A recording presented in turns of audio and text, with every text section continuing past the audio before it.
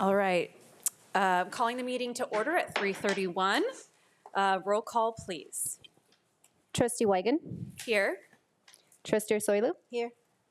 Trustee Murphy. Trustee Pearson. Here. Trustee Walsh. Here. Trustee Anderson. Here. Trustee Crane. Dr. Smith. Here. Do I have a motion to adopt the agenda? So moved. Second. Moved by Trustee Pearson, seconded by Trustee Ursulu. Roll call vote. Trustee Weigand. Yes. Trustee Soilu. Yes. Trustee Murphy. Trustee Pearson. Yeah. Trustee Walsh. Yes. Trustee Anderson. Yes. Trustee Crane. Here. Yes. All right, the vote was 6-0. Okay, are there any community input on closed session items? No? Seeing none, okay, we will move into closed session.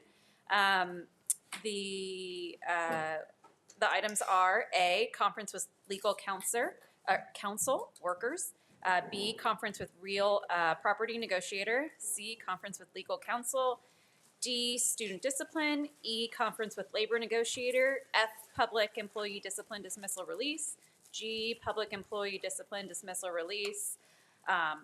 2024-07 HR. And H, public employee appointment. We will return to open session at 6 p.m.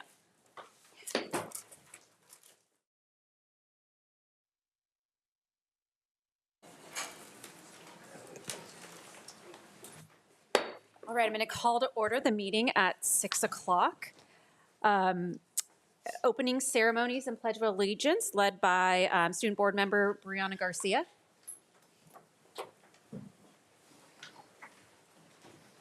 Place your right hand over your heart. Ready? Begin. I pledge allegiance to the flag of the United States of America and to the republic for which it stands, one nation, under God, indivisible, with liberty and justice for all. All right. Now, number 9, adoption of minutes from 4/11/25. Moved. Oh, moved by. Second. Moved by Trustee Crane, seconded by Trustee Murphy. Roll call vote. Trustee Weigand. Yes. Trustee Soilu. Yes. Trustee Murphy. Yes. Trustee Pearson. Yes. Trustee Walsh. Yes. Trustee Anderson. Yes. Trustee Crane. Yes. All right, roll call vote 7-0. I'm going to come back up, to number readout from our closed session. And there are 3 readouts from our closed session. The first one, which is 4F, a report in closed session, the board took action to issue a notice pursuant to Education Code section 44951 that coordinator special education employees CEA 2025-01, CEA 2025-02, CEA 2025-03, CEA 2025-04, CEA 2025-05, and CEA 2025-06 shall be reassigned effective July 1st, 2025 from management salary schedule range 6017 to management salary schedule range 6018 and directed the superintendent or designee to send out appropriate legal notices. The roll call vote was as follows: 7 ayes, 0 noes. Okay, item 4G. In closed session, the Board of Education took action to approve the resignation agreement and general release number 202407 HR. The roll call vote was as follows: 7 ayes, 0 noes. And then item 4H. In closed session, the Board of Education took action to approve the employment agreement of Kerrie Torres as Deputy Superintendent, Secondary Education, effective July 1st, 2025. The roll call vote was 7 ayes, 0 noes. All right, now we can get on with the rest of the meeting. Number 10, let's go on to recognition. Annette Franco.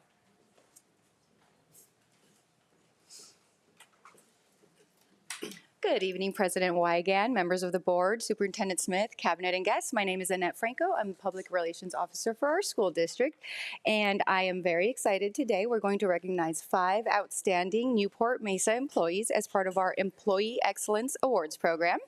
This program recognizes employees who go above and beyond to create positive learning environments that enhance student success. The winners exemplify many of the qualities that we value here in our district: student-centered, collaborative leadership, professional integrity, and innovation. So to begin, it is my pleasure to introduce Corona Del Mar Principal, Dr. Jake Haley, who will share first a few words about our first award winner. Thank you, Ms. Franco. Good evening, President Wygand, members of the board, Dr. Smith, Executive Cabinet, distinguished guests, Sandy Solden, Social Studies class. I was like giving you a shout out. Thanks for being here. Gannon, good win today, 6-0. Nice job at San Juan Hills. Now to business. It is a pleasure to be a part of this group and be able to talk about the wonderful staff members that I've been able to watch as we come in. And we have an absolute all-star with us tonight, as with the other ones you'll hear about. So I want to call up at this time Jenna Buick. Jenna, come on up. Good cheering section here. Stand next to me, Jenna, as we brag on you. So staff members write about Jenna Buick, a speech language pathologist at Corona Del Mar Middle and High School. Jenna is known for being a strong support system for students and staff in Corona Del Mar special education programs. She understands the importance of communication and how it affects her students' social needs, behaviors, and academic performance. She develops thoughtful goals that help students identify their interests and explore ways to connect with others. This school year, she assisted several students with autism in navigating Club Rush so they could participate with like-minded neurotypical peers. To ensure her students understand the lessons she presents, Buick consistently engages them with visual supports, apps, games, and other creative resources. She frequently shares ideas and resources with colleagues in ways that benefit all students. She also trains classroom staff on the use of assistive technology and works closely with school psychologists, caseworkers, and classified aides to recognize student needs. As an active participant in individualized education program IEP meetings, Buick helps students understand the team's recommendations and facilitates collaboration. She maintains a calm, respectful demeanor that makes parents feel comfortable and heard. And I can tell you, I've personally witnessed in a lesson she was giving, I had left 2 different classrooms, walked by her office space. She had 5 kids, and I'm like, I'm joining. I'm doing this activity and event. And everything you just heard, I couldn't have been more impressed with her patience, her ability to connect the kids, her ability to be calm during the entire meeting and get them to participate. Jenna, you're fabulous. I love what you do for our kids. Thank you so much. This is for you. Yes, yes.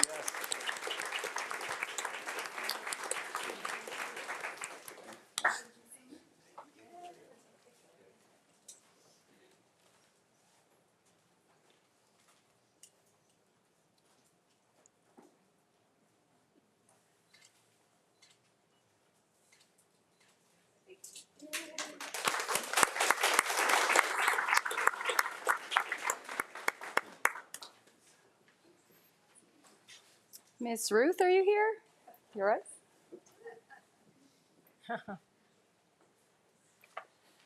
Good evening, Wesley Smith, board members. We have an absolute superstar here tonight that I want to introduce you to. It's my administrative assistant, Ruth Cartmill.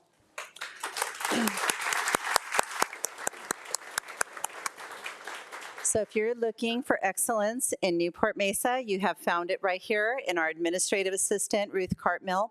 Ruth started with us at Cloud Campus and made the transition to Monte Vista, and our staff quickly noticed her professional way of getting things done and navigating the complexities of our organization. During the transition from Cloud to Monte Vista, she was there every step of the way, from submitting work orders for our new site, attending to the needs of teachers, working with nutrition services. There was not one aspect of the transition that she was not involved with. She knows all of our students by name, greets them with a smile, and always has a spinner game, a candy jar, or a poll ready for them when they sign in to make our office warm and welcoming. So our culture and climate is in largely part due to Ruth's dedication through her warm and welcoming demeanor.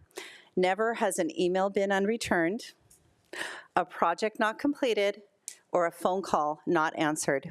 If you're looking for excellence, you found it here, and we're keeping her as long as she'll have us. Ruth, we appreciate you and honor you tonight. Congratulations on being recognized as a classified employee of excellence.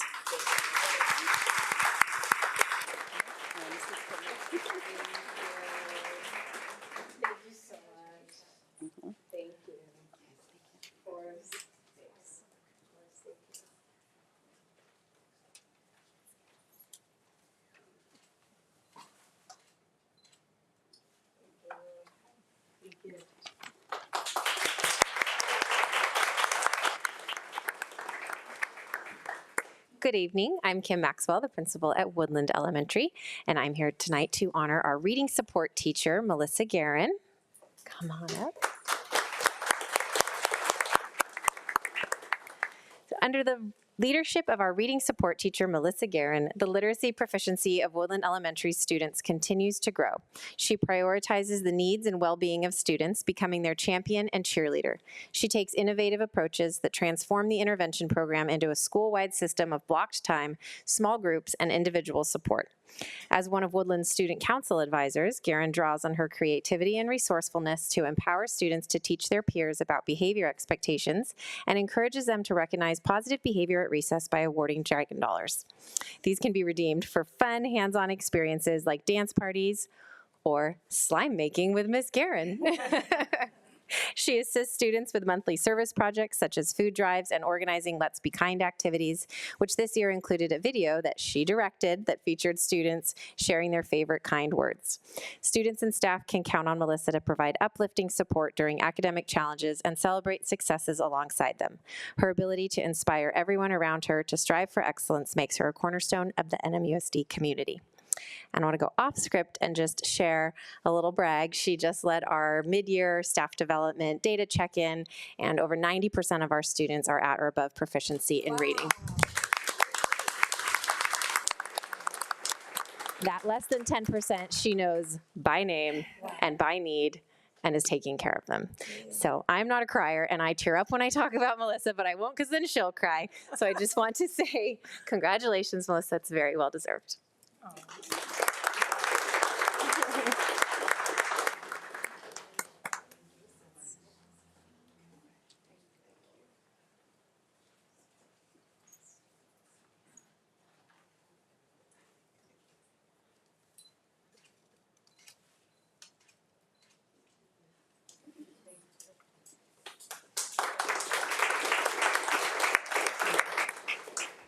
Good evening. Mark Hopkins. I just have to say it's a great honor to be standing here with Mark Hopkins. When students approached the theater technician, Mark, about managing the lighting for the 2004 State of the Schools breakfast, one of our biggest events of the year, Mark excitedly worked to fulfill the students' request and provided guidance while letting the students mostly take the lead with the show. Mark is regarded as a collaborative leader who brings high expectations and a positive attitude to everything that he does. For productions and events throughout the district, he is responsible for maintaining all of the electrical equipment, ensuring that we have a safe and functioning and operating theater, brings a professional attitude, again, always positive. Mark always overcomes several obstacles to make sure that there's nothing that hinders the students' ability to be seen and heard in our theaters. Mark does a great job managing our theater that he is assigned to. He comes prepared and always has a solution to any snafu that might pop up, no matter when or where. While managing sound, video presentation, lighting, and more during the events, he's reliably creative and resourceful, and he's fiercely dedicated to sharing his industry knowledge and focusing to help students grow. And just as a side note, whenever I go to visit Mark at his site, currently Newport Harbor High School, he's like a celebrity to all the kids that are there. When he walks into the room, people perk up, and they know Mark, they love him, And it's been a pleasure working for him because he really is so passionate about theater and theater arts. And he's so student-minded and wants to share that passion with the students and see them develop. So I am very honored to give this to Mark Hopkins, our theater technician. Thank you very much.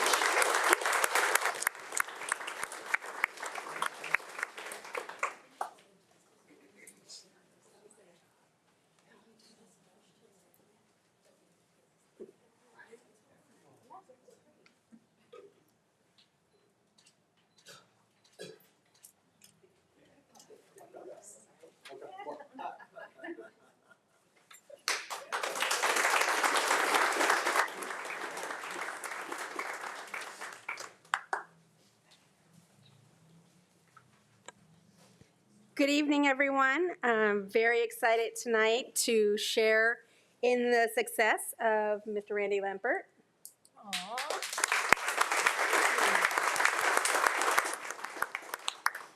It is my great pleasure to recognize a truly outstanding leader at Harbor View Elementary School. With more than 4 years of administrative experience here in the district and 12 in his career, I believe those numbers are right, ish. He has not only earned the Employee Excellence Award, but also the admiration of students, staff, parents alike. He, as an outstanding elementary principal, his positive outlook shines through every day as he remains a visible and approachable presence in our school community. He invests in relationship with staff, students, and parents, and believes strongly in excellence in education. Randy's commitment to fostering an inclusive environment and his collaborative spirit have made his school a space where every student feels supported and empowered to succeed. Through his ongoing efforts, he has inspired a community of educators and families to work together, ensuring that our students have the tools they need to thrive. Please join me in congratulating him and his family. I'm so happy that all the families could join the people being recognized. It really is a wonderful event. In his remarkable achievements and unwavering dedication to Newport-Mesa and to Harbor View families. Thank you so much.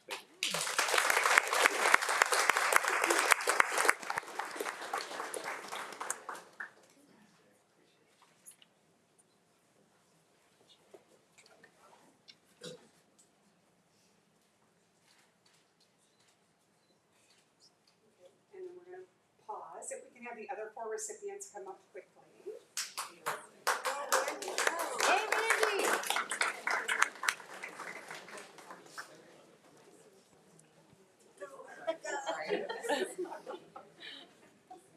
Congratulations.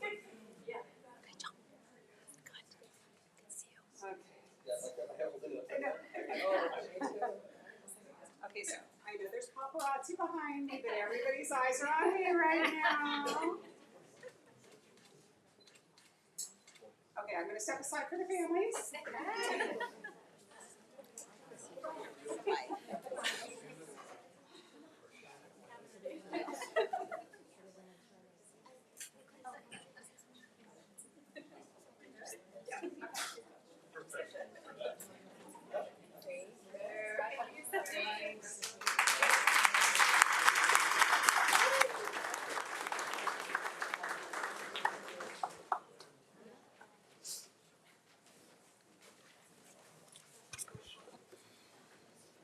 At this time, I'd like to welcome Dr. Shaka up to introduce our Counselor of the Year. President Wygon, members of the board, Dr. Smith, Executive Cabinet. Each year, the Orange County Department of Education selects a handful of counselors to recognize. This year, they've selected one of our Newport-Mesa counselors as a top 10 counselor in Orange County. I'd like to invite up Dr. Dave Martinez, our principal from Early College High School, to tell us a little bit more.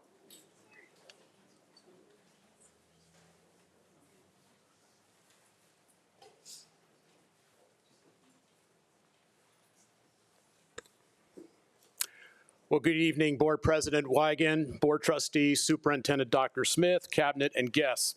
I'd like to bring up Ms. Jamie Galini.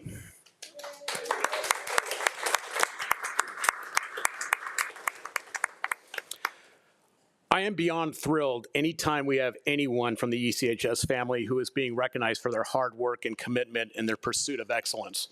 I've had the great fortune to have known Jamie Galini for 22 years. First in a 3-year stint at Newport Harbor High School from 2003 to 2006, where she was then recommended to become Early College High School's first and still only high school counselor since the school opened in 2006. 9 years later, I was named to become Early College's next principal in 2015, and I only hope I haven't been too loud when conducting business in my office as it's right next to hers over the last decade. Although the traditional 3 R's of reading, writing, and arithmetic are important, ECH's 3 R's of rigor, relevance, and relationships serve as our pillars, for which Jamie is a master builder of that anchor R, relationships. For Jamie, counseling is a calling, where she does more than counsel. She guides, she mentors, she leads. She is both selfless and relentless when it comes to serving our students and families the best way possible in navigating high school, college, and the multitude of resources available.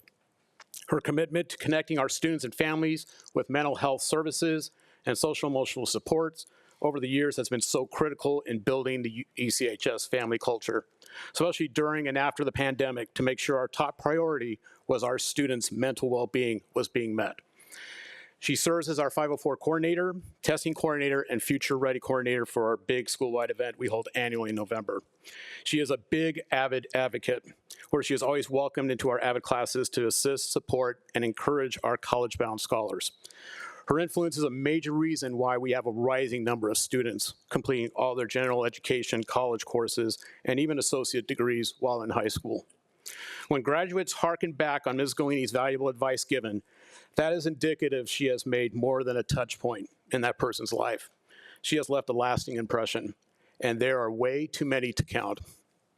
Jamie's vision for our students is to aim high and to let their grit and persistence take them as far as they can go.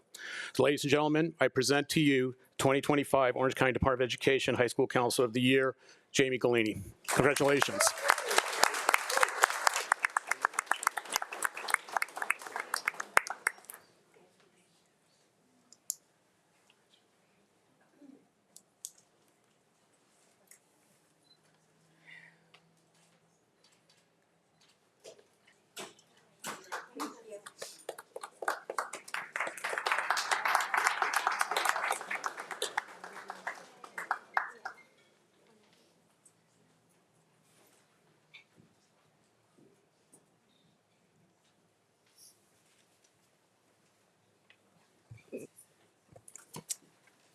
All right, well, congratulations to all those recipients of recognition. We really appreciate all the work that you guys do for our district and for our kids.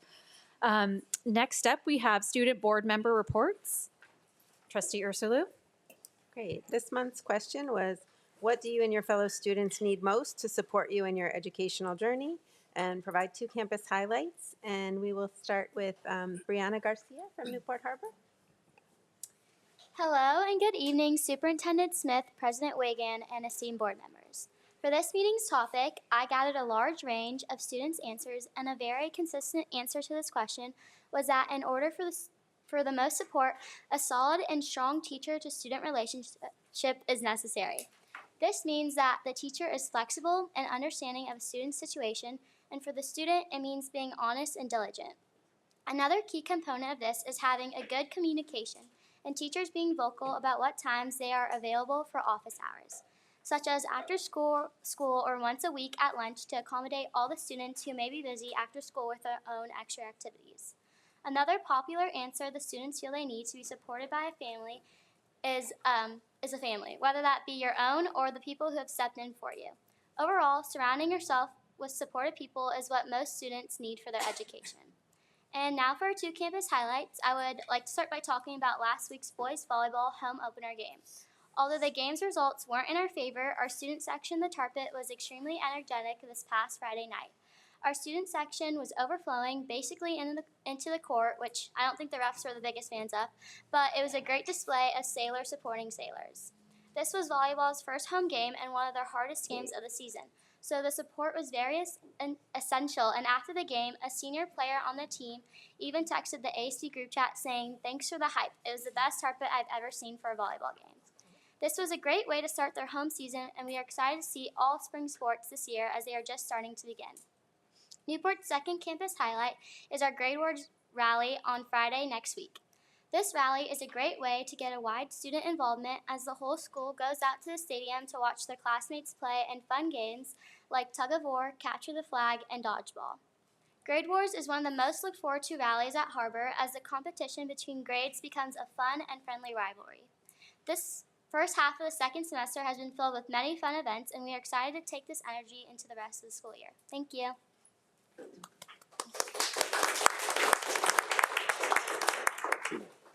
Great, thank you. Next up, we have Devani Bustos from Estancia.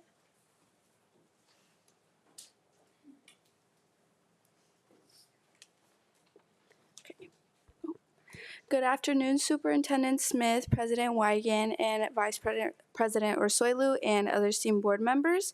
It was awesome seeing you guys yesterday at Soy, like in a different setting. Not that I don't like being here, but it was really nice. Before I move into the main topic of this evening, I would like to talk about the 2 campus highlights. Today we had our Art of Kindness event during lunch, which was a crossover between the Let's Be Kind program and our Acts of Random Kindness Club, or ARC, and where we painted what kindness means to us while enjoying some free Kona ice. And I have my shirt on. There's some paint on it, but I don't know if you can see it. I have some on my arms too, but they're covered. Where was I? And an upcoming event is actually tomorrow, is our special education basketball game called Fans in the Stands that we have annually. Students get free pizza while watching a basketball game hosted by our Buddies Club, which I am secretary of. And now on to what the students need for better support. So actually, I went around to, I think, 30 students and asked what their top reasons were, and the most popular one that I got was having more electives, like pathways for future careers, such as like law, or I mean, we already have medical ones, but like more for engineering and things like that.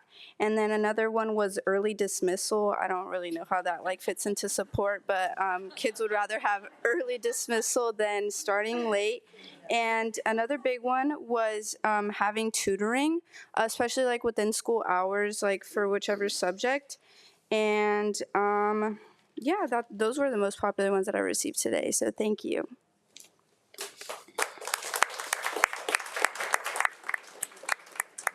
Great, thank you so much.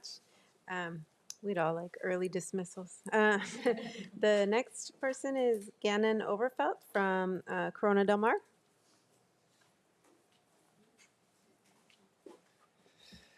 Good evening, board members. My name is Gannon Overfelt, and I'm the ASB president at Corona Del Mar High School. At CDM, one of the main things that make our students so successful is our teachers. To reach academic and personal success, students need teachers who demonstrate care and empathy beyond curriculum. Educators who take interest in the whole student, understanding their challenges, strengths, and aspirations, creating a supportive learning environment that fosters growth and confidence. When students feel valued and supported, they are more likely to engage in educations, take risks in their learning, and develop resilience in the face of obstacles. Ultimately, the most effective teachers are those who not only give out knowledge, but also inspire, mentor, and nurture students in becoming well-rounded individuals. In my personal experience, I've learned so much more when the class is doing activities such as like competitions and challenges, rather than just getting handed a packet and being told to like complete it by the end of class. Another way students need support is adequate facilities that promote a positive learning environment with the necessary supplies to achieve this. Classrooms equipped with essential resources such as up-to-date technology, comfortable seating, and sufficient supplies allow students to focus on learning without unnecessary obstacles. When schools invest in well-maintained spaces and necessary materials, they enhance student motivation, productivity, and overall academic performance. CDM's first campus highlight was our Inclusion Week. First off, CDM has a new wellness space named the King's Cove, where students can go to relax, to get away for a second if they need. In order to bring awareness to this new King's Cove well space, our wellness committee partnered with a local business, Yoga 6, to come onto our campus and teach yoga to a selected group of CDM students. CDM's wellness committee participated, had snacks and refreshments, and made a video to help with future promotion. They are looking to connect students and the community with the well space more often in the future. Another campus highlights is our school's Clash of the Classes rally that's coming up. This rally consists of each grade competing against each other for points and the winner to be announced at the rally. Actually, I was just asked by our activities committee that I think we're going to include a boys sports dance now, so that's pretty fun. But this year's theme is Jumanji, where we have our incredible tech committee making videos surrounding that theme. ASB's tech commissioner is named Nolan Crane, and some of the videos he makes for these rallies could literally be put in a movie. It's unreal. I'm so excited to see what he has in store for this rally. It's always fun to see the different competitions that our ASB has planned for this rally week. Thank you. Thank you. Those were great reports. Next up, we have Harbor Council PTA report. Martha Floor.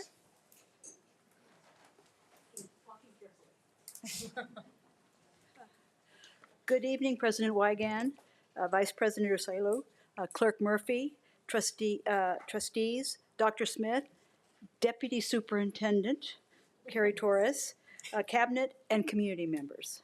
My name is Martha Floor, and I'm President of the Harbor Council of PTAs. Yesterday, our Harbor Council elected the 25-26 Executive Board and the officers as follows. Nobody would take it, so I'm it. President Martha Floor, Executive Vice President Kirsten Walsh, First Vice President Programs Julie Link, Second Vice President Membership Megan Richards, Third Vice President Legislation and Advocacy Vicki Waldo, Fourth Vice President Communications Andrea McGarry, Treasurer Nathan Lavoie, Secretary Maureen Denisian, Financial Reviewer Lisa Bowler, and Historian Lauren Maulmeister. We are rapidly approaching our goal of 5,875 PTA members, which will be a 5% increase over last year. 24 of our 27 units are in the 100 Club. I would like to thank the families and staffs of our Title I elementary schools. All are over 100 members, with California and Whittier over 200 each. That's amazing. It's the first time in, I think, a long time that we've had that. 3 of our schools are a family or 4 away from the magic 100. Back Bay High School needs 17 more PTA members. Lincoln needs 4, and Newport Heights needs 12. These schools would welcome anyone into their PTA family. You can go onto their website, QR coded, and join for $10 to $20. Thank you. We want to thank Jeff Trader, who walked us through the master plan, and I should say the $2 billion master plan, and the much-needed renovations at our elementary, at our schools, the MPRs, the new word that I now know, shade and play, the TK bathrooms this summer, which are going to cost approximately $45 million. Wow. Thank you, board, for doing that. He also walked us through on the computer which is phenomenal. We all were really impressed that you can go on the master plan, click on each school, and then identify all of the components there and the priority of what's happening when and where. It was just amazing, and they're just thrilled. Our families at Pomona are excited and nervous about the new configurations at Ray and Pomona, but Jeff has assured us that all will be done for the incoming TKers coming in. Lori and Mike, we want to thank you for continuing to promote the arts, both visual and performing arts, to ensure that our students know that there are much needed skills and employment opportunities after high school. Mike also said that he was hoping that because his kid's getting a tattoo. And he's worried, but he knows that if he was in Newport-Mesa, he'd get a tattoo artist. We are grateful to the board for continuing the legacy of past boards and Newport-Mesa's commitment to the arts. We are encouraging our families at this point in time to also participate in the LCAP because we know that that's a driving force in you making decisions. Thank you, Trustee Crane, for attending Sacramento Safari on February 24th and 25th. We heard from several elected officials, including Assemblyman Member Marsucci, Senator Choi, Senator Sasha Perez, who is the Senate Education Committee Chair, Kem Kaplan from the LAO's office, Carol Kosafar from Ed 100, and Lee Angela Reed from Capital Advisors. I've provided Samantha a leave behind. We are again stressing all the thank yous for the Prop 28 funds, but also we want the continued stable funding. It's not looking good next year. It's going to be tough, but we're all happy. You should have received your invitation for our HSA luncheon on May 12th for Harbor Council's Honorary Service Luncheon. We are recognizing our PTA volunteers and community members for their above and beyond service to the students of Newport-Mesa, and we hope that you can attend. Congratulations, Kerrie, again. Dr. Smith, Cabinet, and staff, thank you again for all you do for our students and families. We know you strive to ensure our students and staff have the tools, resources, and support they need to be successful every day they are in our Newport-Mesa schools and offices. Thank you again. 34 more days till spring break. See you next month. Thank you, and congratulations on being president again, Harbor Council PTA. Now we are moving on to CSEA President Amy Chin.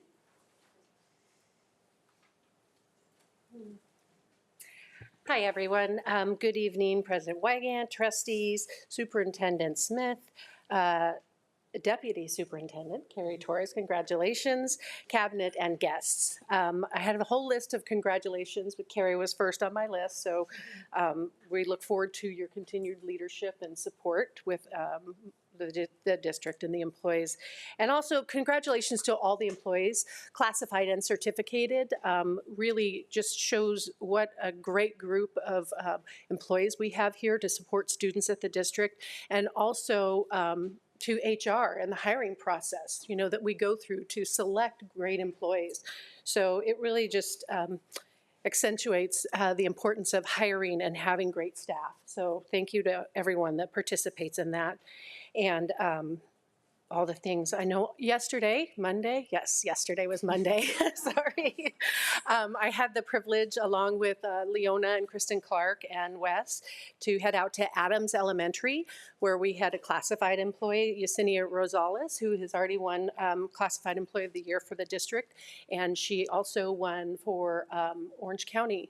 So that was a great recognition for her. Christy Flores was her supervisor, and I wanted to thank Christy because supervisors are very busy and sometimes they have a hard time finding time to write the paperwork up to acknowledge employees, and just thank you for taking the time. And having Yesenia, you might remember, is the one who started the Pen Pal program at her site, so that was a really great thing. So congratulations to Yesenia and good luck at state. And also, you know, there's been a lot going on with the potential CERP program. So there was a lot of people, what's going on, and a lot of talk on the town. And then I went on vacation for 2 weeks. And now I come back and I'm hearing good things. So that's a positive for classified, and you know, hopefully that will work out for the district and for employees. Finally, we had then also CSAP was closed as of March 1st, I believe, the applications for that for the employees. And I've heard that we've had a pretty good turnout. I don't know the exact numbers, but I know that there's something that the district had, the classified employees had worked for a long time. And along with the district's help, we have been able to implement that program to benefit employees. And finally, at our chapter meeting this Thursday night, we will have a vote to approve the initial proposal with the members, and then we will be sharing that with the district, assuming that it's going to be approved. So that's what I have. Oh, and Martha, I'm going to join Back Bay PTA. So, yes. So that's all I have for tonight. We look forward to continuing to do the good work for students, staff, and the community. Thank you so much. Thank you. Next up for NMFT, we've got Tamara Fairbanks.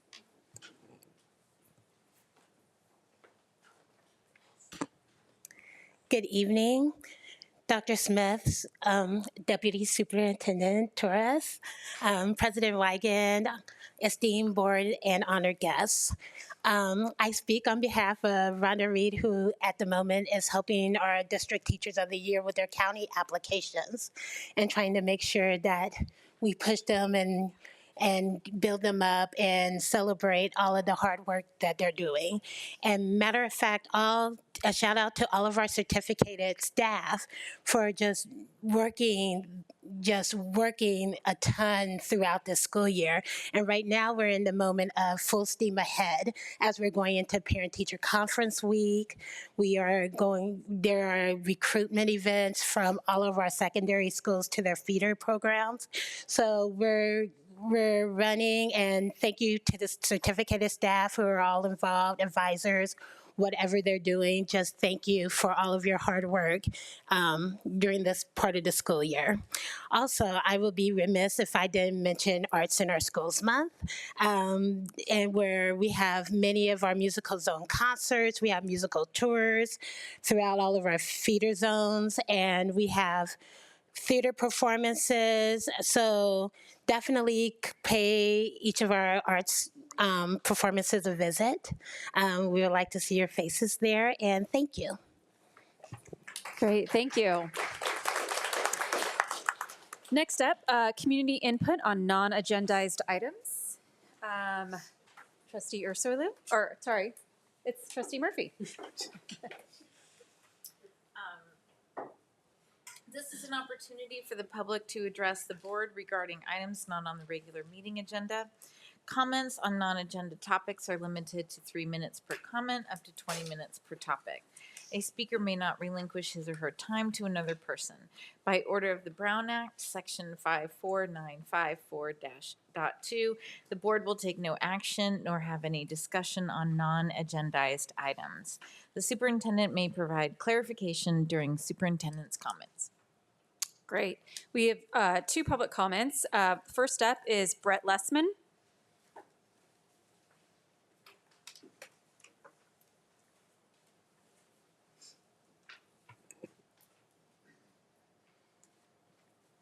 Up a little bit. Good evening, everyone, and thank you for your time tonight. My name is Brett Lessman, and I'm a commercial real estate broker at Savills in Newport Beach. Born and raised in Orange County, I have spent the past 20 years as a resident of Newport, and I currently have a daughter at Anderson.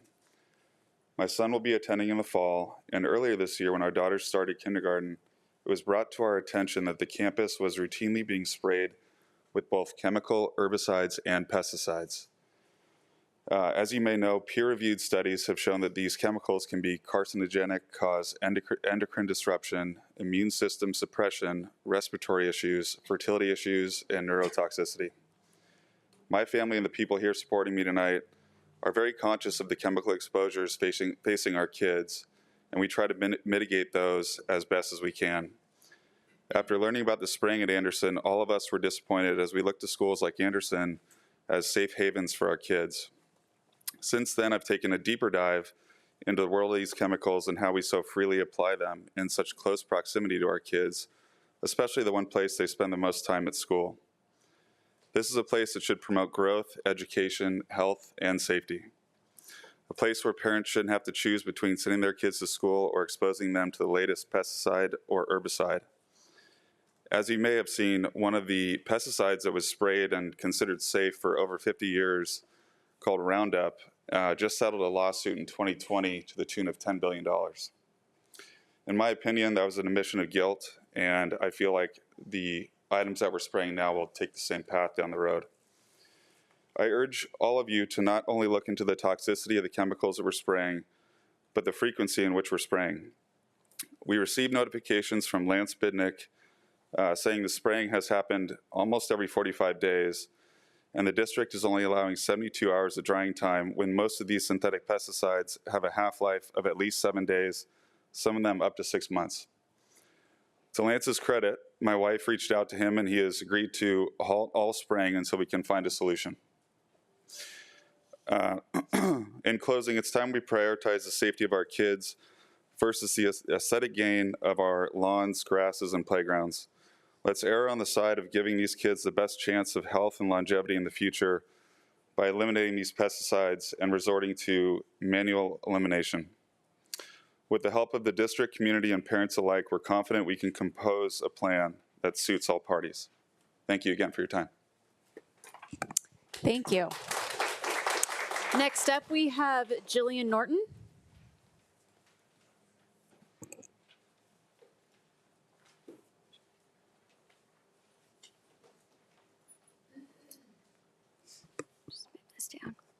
Good evening, board members and community members. My name is Jillian Norton, and I also have kids who attend Anderson Elementary School.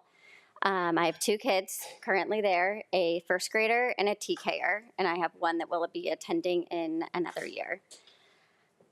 Like Brett Lessman, I too am disappointed with the chemicals that are being sprayed on our kids' campus, but for me, this is personal.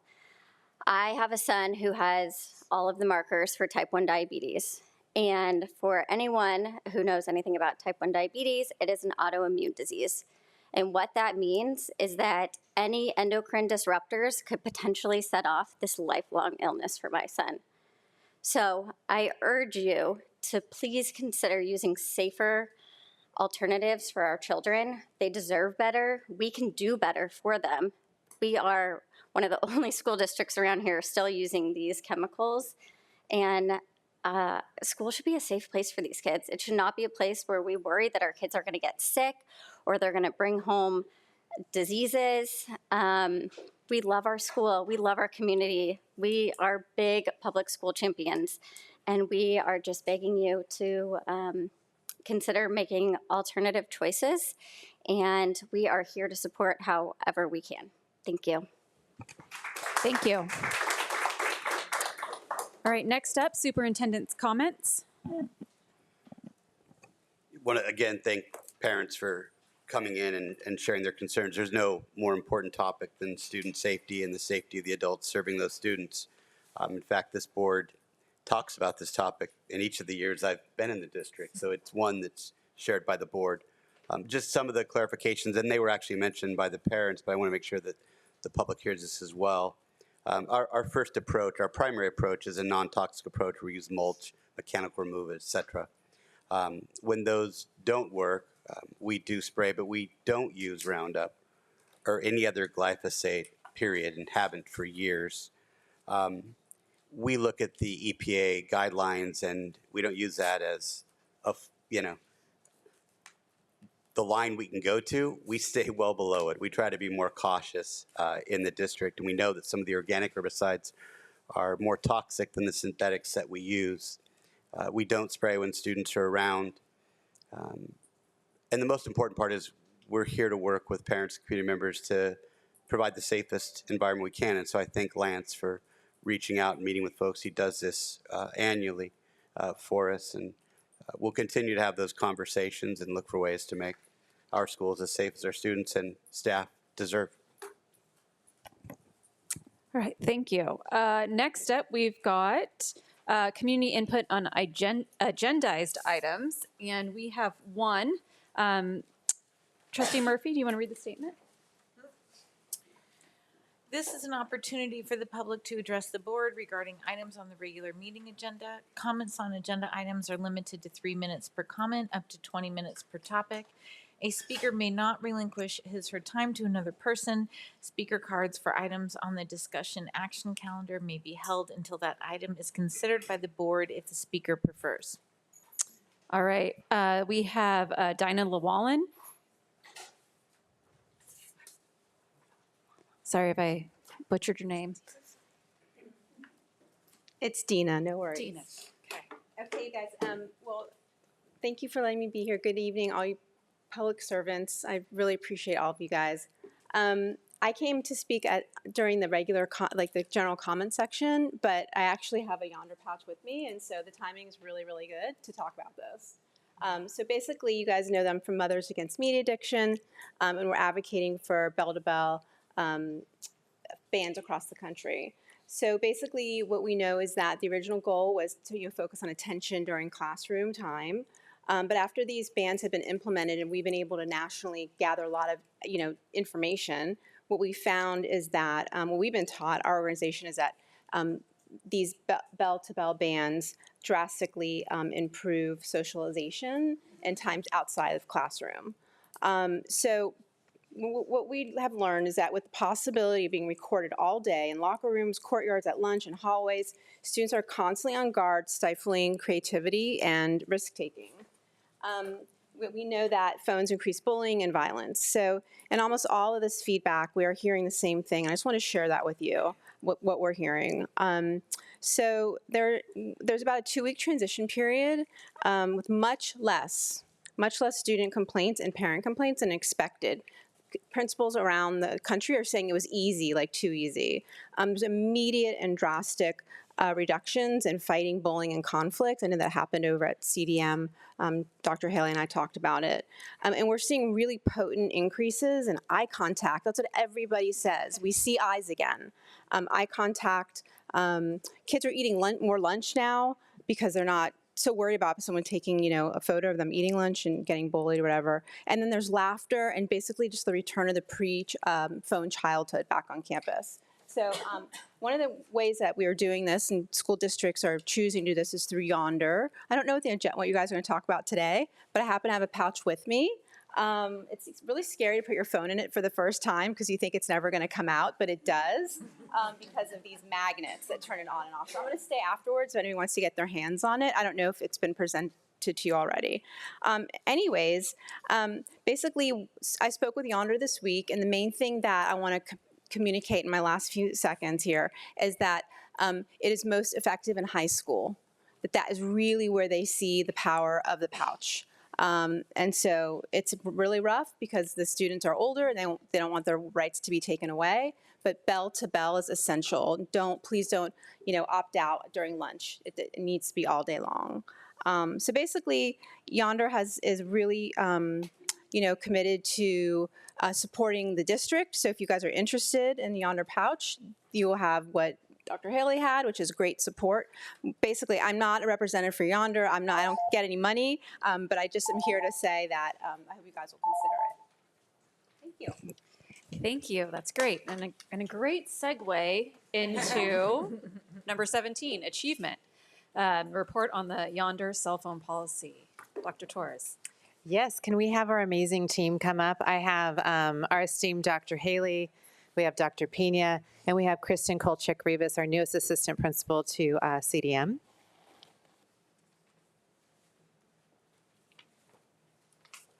Oops, wrong one. Hold on.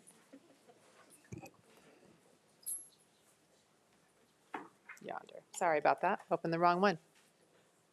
Okay. No, it doesn't. The 10 minutes starts right now. President Weigand, Dr. Smith, trustees, and distinguished guests in the audience, we are here today to share with you how apropos our presentation on our Yondr pilot, which was authorized at the beginning of the year. And so we have our CDM team who is going to be presenting with us tonight. Remember that our purpose when we came to the board and we talked about this was to make sure that we find ways to improve learning and really increase engagement and decrease the disruptions on campus that cell phones can cause. This board decided to take action early on, and in 2023, we restricted our cell phone use through the policy, and we rewrote that K-12, really emphasizing the fact that we want to make sure devices are turned off and placed out of sight during the day. So now we're looking for ways to ensure that that happens.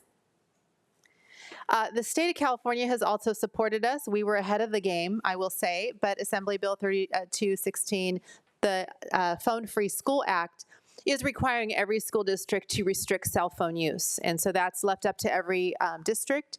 And again, we have started that with the pilot with Yondr and the board policy that you established. So with your support of your decision to make sure cell phones are absent from campus, like any good process and a principal who's leading a school, our school site council composed of students of multiple grade levels, classified employees, certificated employees, as well as parents, start to have discussions of best ways to implement this. What does this look like for our campus? How can we be successful? How do we migrate away from what we have been doing with just phone pockets to ensure success? And that's where our conversations around Yondr started to develop, all the way starting when this was passed in October into our spring session. Arrows? It's this, I got a timeout, yeah, there we go. Okay, I got it, yeah. So with that, we decided we're going to Yondr, and through, you'll see in later slides, the Pacific Northwest, which I still call home in some ways, and some colleagues back there start talking about their implementation, how they've been successful, and what that's looked like in their schools. And so really start having discussions, and we decide, hey, we're going to Yondr. And so you'll hear a little bit from Kristen, and I say, Kristen, as a first-time assistant principal for Corona Del Mar, here you go. Make this CDM colors, makes this look to the Yondr kind of language, and let's make it CDM. And that's what you're seeing through the outlines of how you Yondr, which is pretty simple and you already heard. Violations, like any good thing, right? We make sure we have progressive discipline, so students with multiple instances of violation, they will have consequences all the way up to where they can't bring their phones. I can say that we have a fairly low, at this time, second semester cell phone violation. With that, infractions, kind of tracking the beginning of the year, about 20% total of our middle school students had a single infractions, all the way down to one student who has 7 infractions who no longer, through progressive discipline, is allowed to have their phone. So we look at it, we take it seriously, we monitor, we track. And so, like any good program, and I again appreciate the support from you as well as from Deputy Superintendent Torres. We want to try this, and so she said, yes, go for it, but we of course want some data. And so you can see here the power of what we're starting to see from our parents as we start to speak with them about notices they're seeing within their kids as they're coming home from school after a first semester. So you're seeing close to a 70% like approval of, hey, I support what's happening, at the school site with Yondr. Again, in a first-year pilot, that's extraordinary data for just a semester of kind of what the changes have been. When you look to the right of that, with close to 200 responses, the great things that you're seeing are reduced distractions, but more importantly, improved overall well-being, as well as improved social interactions. And I can tell you from my 30,000-foot view as a principal, that is the asterisk, the #1 thing I've seen, and it's been in my 28 years of education, the biggest game changer I've seen in student behaviors are those social interactions that I'm seeing get back to when I started my career. I'm dating myself, before cell phones, and I'm starting to see this again. And it's just really powerful to watch. And you see the parents are also seeing that and hearing that. With that also, again, how are you feeling connected to school? Again, you're looking at close to 85% are saying that, hey, I'm connected, or it's about the same, but still, again, an increase, and that's a great level of making sure that, again, I'm feeling like I belong at my school. Again, it's encouraging discussions at home around technology use. Again, you can see that close to half of the parents are having more vibrant discussions with their child regarding appropriate use of technology, which is outstanding. Engagement, again, you're looking here at 84% of our students are engaged. These are according to parents, seeing a 34% uptick from what they have normally seen. And then, yes, what has this done for a stress level?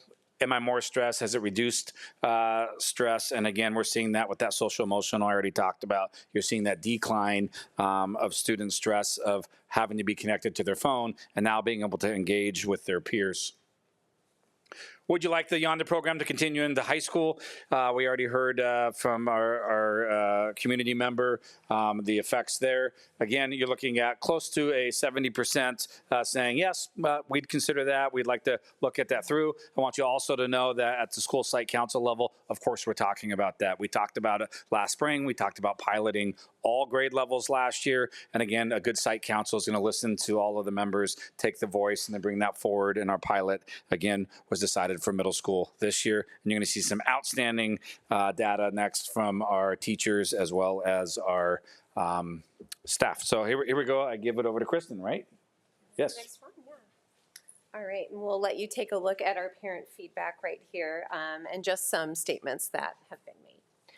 All right, and as we move into the teacher feedback, we had the opportunity to survey our middle school teachers on our Yondr pilot program and our cell phone policy.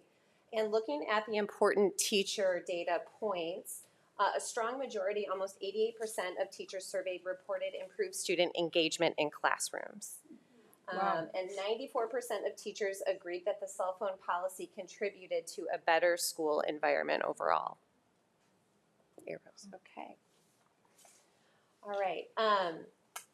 When asked, did you notice a difference in the quality of 7th and 8th grade student work since the cell phone policy implementation? A majority of teachers, about 63.6%, noticed an improvement in the quality of student work since the cell phone policy, and 94% of teachers believe to some extent that the cell phone policy has contributed to students staying focused during lessons, during class time.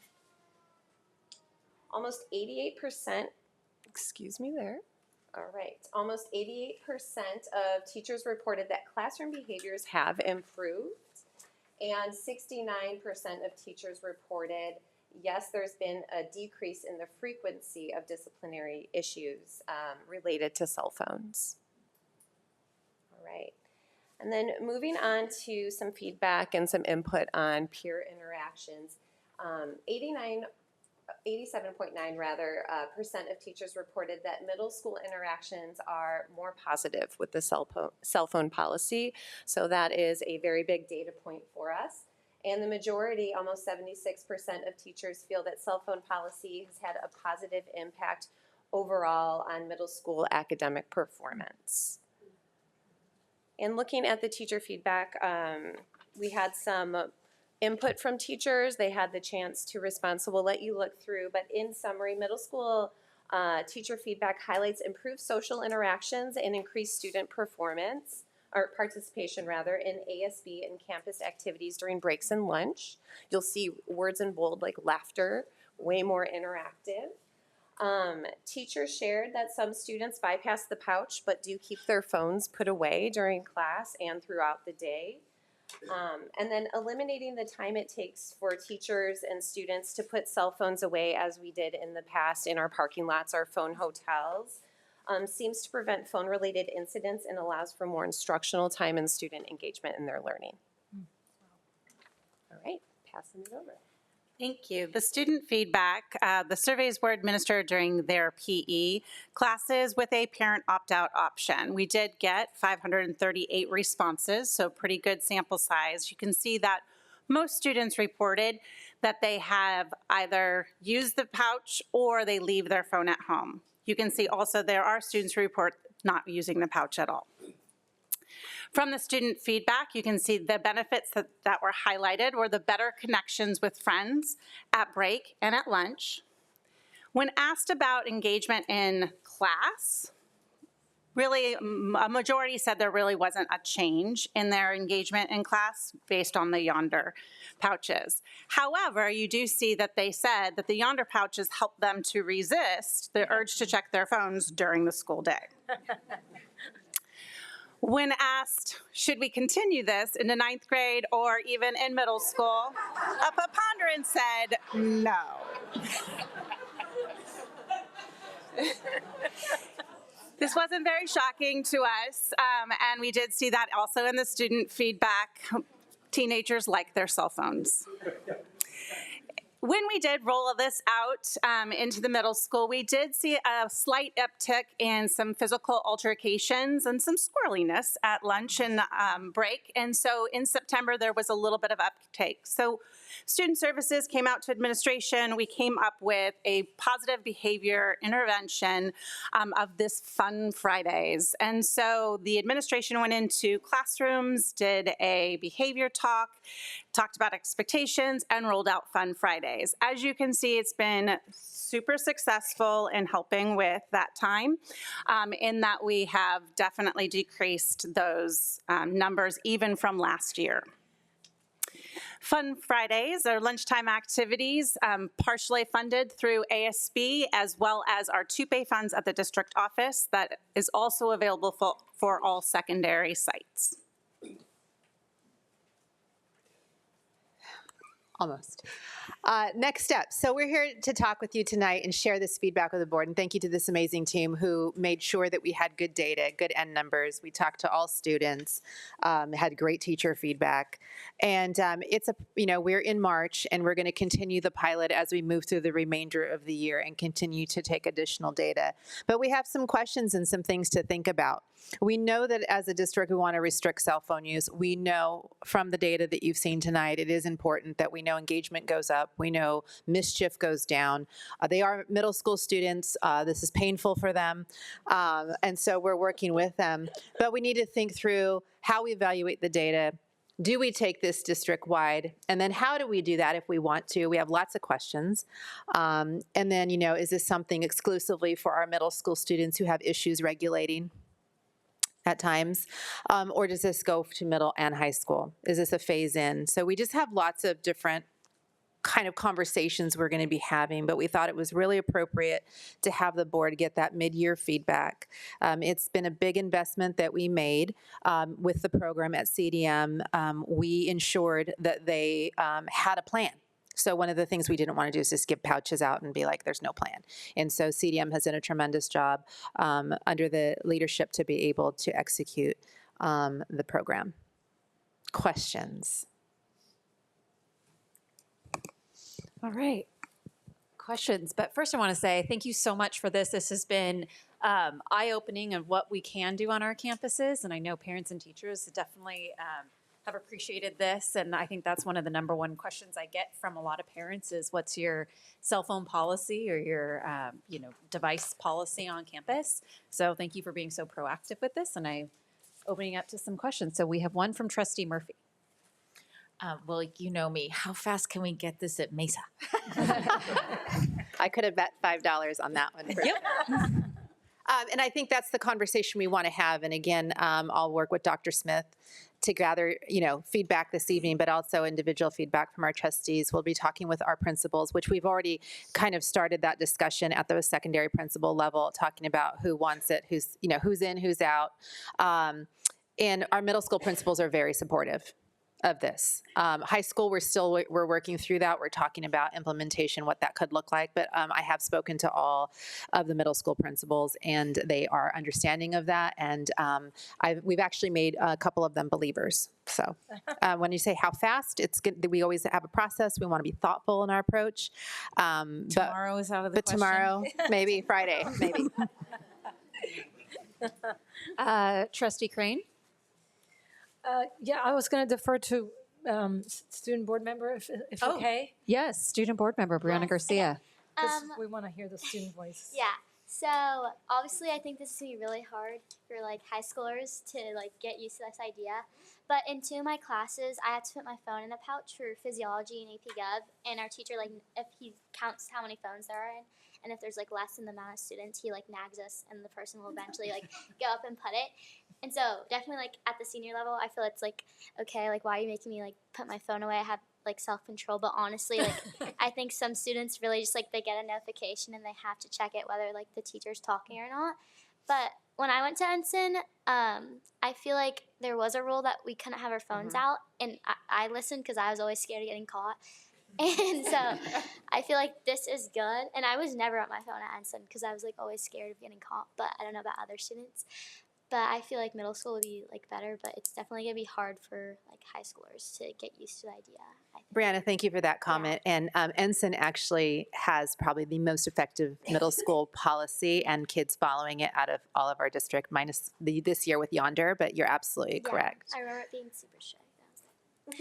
I was at Estancia High School not too long ago when the students referred to those pockets as the cell phone coffins for the day. So I know how people feel at the 12th grade level. What you're sharing is a real emotion that our students have. Yeah. So I don't know if you have any comments. I have one more thing. Oh yeah, you have another thing? Yeah. Also, it helps with I know this might sound about cheating. Some students use their phone to cheats, and so I've seen students use their phone to cheat, and in physiology, if we have to put our phone in there, it prevents that too. Yes. So, The only comment I'll make on that, and I agree with your comments, having high school students as a dad, as well as being in education for 28 years in the high school, I agree with what you're saying. I hear that we don't want this. What I would say is food for thought is if you haven't had the experience of actually doing this, and we kind of did this with our staff when we kicked this off in August, it really is uplifting as far as a sense of freedom that you haven't felt in a while. Like it really is kind of a strange sensation because you just know I have to be completely present.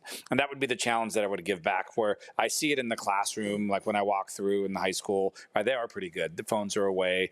We use the pockets a lot. Where I'm disappointed at times is oftentimes after class, I see just this. And I want to see what I'm noticing in the middle school of those interactions. So that would be the challenge thought of like, how can we get there? How can we get there so there is an expectation that, hey, I'm going to connect because that has been the most valuable part besides, of course, an educational bump, those social emotional connections that we're starting to see in our middle school. I'd love to see that rise up and percolate up to our high school level. So that'd be the question, how we could do that. Trustee Ursulou? Yeah, thank you so much. This is really great to see. Honestly, the feedback from the teachers is the most critical in my mind.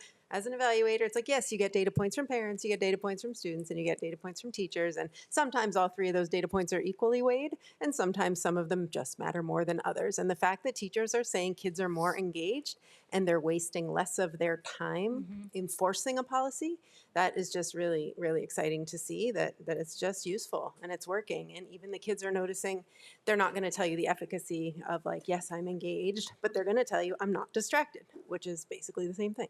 So the fact that they themselves are realizing that they're not distracted too is also really exciting. And having a 8th grader at CDM with the Yondr pouch situation, I can say like for sure that the social emotional is really incredible because she went there, she just came there in January after the new year and she didn't know anybody. And I can't imagine if she had landed in a school where all the kids were on their phones all the time, it would have been 100 times harder for her to meet anybody being a newcomer in the January. So I think the fact that the phones are away is really key to how that all went so smoothly. So I just want to thank you and let us try to figure out how to keep continuing it because even adults have problems checking their phone. So how are we going to expect a 9th grader to magically now I'm in 9th grade, now I'm never going to check it between classes. So I just think that it's a natural progression and just an easy way for us to implement and enforce a policy with minimal teacher stress and administrative stress, having to like watch out for it and take valuable time away from learning. So it's really exciting. So thank you for doing that. Trustee Crane? Yes, first, thank you so much for dedicating your time in providing us qualitative and quantified data. This is, I mean, you should take that on the road, really, because it's proving a lot of why we did this. We had, let's say, we took a chance, but this completely proves our point in the sense that yes, it is affecting student output. Yes, it is affecting the emotional health of our students, and teacher management, classroom management becomes easier. You know, there's a lot of parts of this that is right, and I certainly appreciate the voice of the students because that's going to help us decide what we want to do next. Because I noticed, you know, here it says district implementation, middle school, high schools. The board has to make this decision to have a good dialogue based on data. And I really think that we need to listen to our student voices in regards to, do we keep going? There is something to say to self-regulation as they move on to college.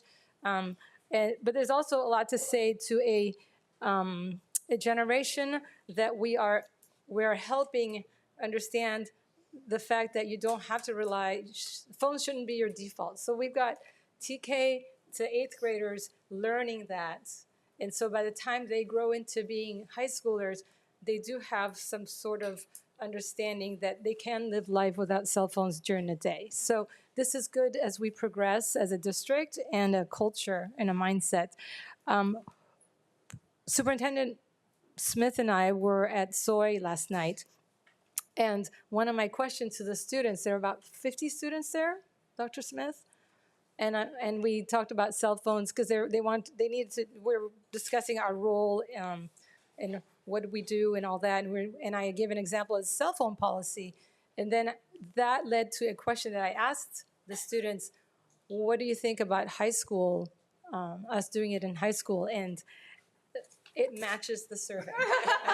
It matches the survey. So even not at CDM, but throughout the districts, like high school, not so much. Yeah. And many of them, I mean, it was unanimous. Yeah, so a comment on that of what I've kind of noticed, again, we've only been doing this a semester just north of that, is even after school hours, there was a function at our school, was middle school students trying out for a play. So they're getting ready. And I can tell you years past, there's I'm going to isolate myself, I'm going to be anxious, I'm going to look, I don't want to be with a larger group, I want to kind of be away as I'm getting ready to go do something. And I was out just kind of watching students exit, talking to parents. And so now it's 15 to 30 minutes after the school day. And I walk around the corner and there's probably 50 to 60 middle school students waiting for their turn. And I can honestly say not one was on their phone. Wow. They were engaging with each other. They were having conversations. And so my point to that would be, I think you could be right. None of them want to see us, don't take this away from me. But I would hope that after experiencing this and hearing some comments of an 8th grader after the first day doing this, telling his parents, school is so much more fun without our cell phones. Mm-hmm. Like I feel like I'm connecting with my friends who experienced the 7th grade where we weren't as strict, right? And so now knowing that I need to make this a priority to connect with others, so maybe we don't have to go that far, and that's for your discussion. And they just remember what it felt like at lunch, right? During nutrition time to be able to connect with each other, like I observed. They, didn't have to not be on their phones, but again, they chose not to. And that was the power of like, wow, look at them connect and support each other. Yeah. And what also resonated was a comment from a student saying, I'm in charge of my younger siblings.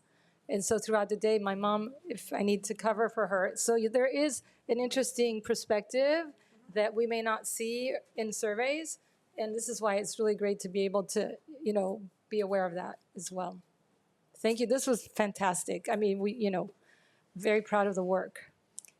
Yes, thank you. I have a question on, did you want to say something? I was going to invite any trustee who hasn't already experienced the lunchtime at CDM to come and observe. So the team would be happy to host you. I was going to say that this is so awesome. And I've noticed even parent buy-in at, say, the elementary school level, they're more likely to tell on other kids, I would say, or their own child if they're using their Apple Watch or whatever in class. And I think that there's still some, enforcement issues. I think we need to make sure that happens elementary school wise. But as a parent of elementary school kids, I'm looking at it. What does my kid look like in 7th and 8th grade and high school? And right now they've got this free time play and interaction with kids. And to think that one day they're just going to be lost on their phone and that goes away is really hard to swallow. So it'll be really great as, our younger kids matriculate to middle school and high school, if they could have that, still that, that freeness that they have an interaction with their peers. So I really like this going forward. And as I think more parents are getting more used to not having tabs on their little, tags on their little children all the time. But it is a scary thing to not know what your kid is and where your kid is. But I think as this policy rolls out more and as parents get used to the fact that this is the way of the future, and as we see the government's going that way as well, California government, we'll get used to it. Parents will get used to it, kids will get used to it, and we can maybe get back to that interaction level that they have when they're young and innocent, and maybe have more mature interactions as they get older. But I think it's great. Any other question? Oh, we got one more from Trustee Urso. Oh, just one more to follow up from a previous comment about sort of exceptions to the rule. Like I know my daughter's made friends with a girl who's diabetic, so she has her phone because she needs it to access her app.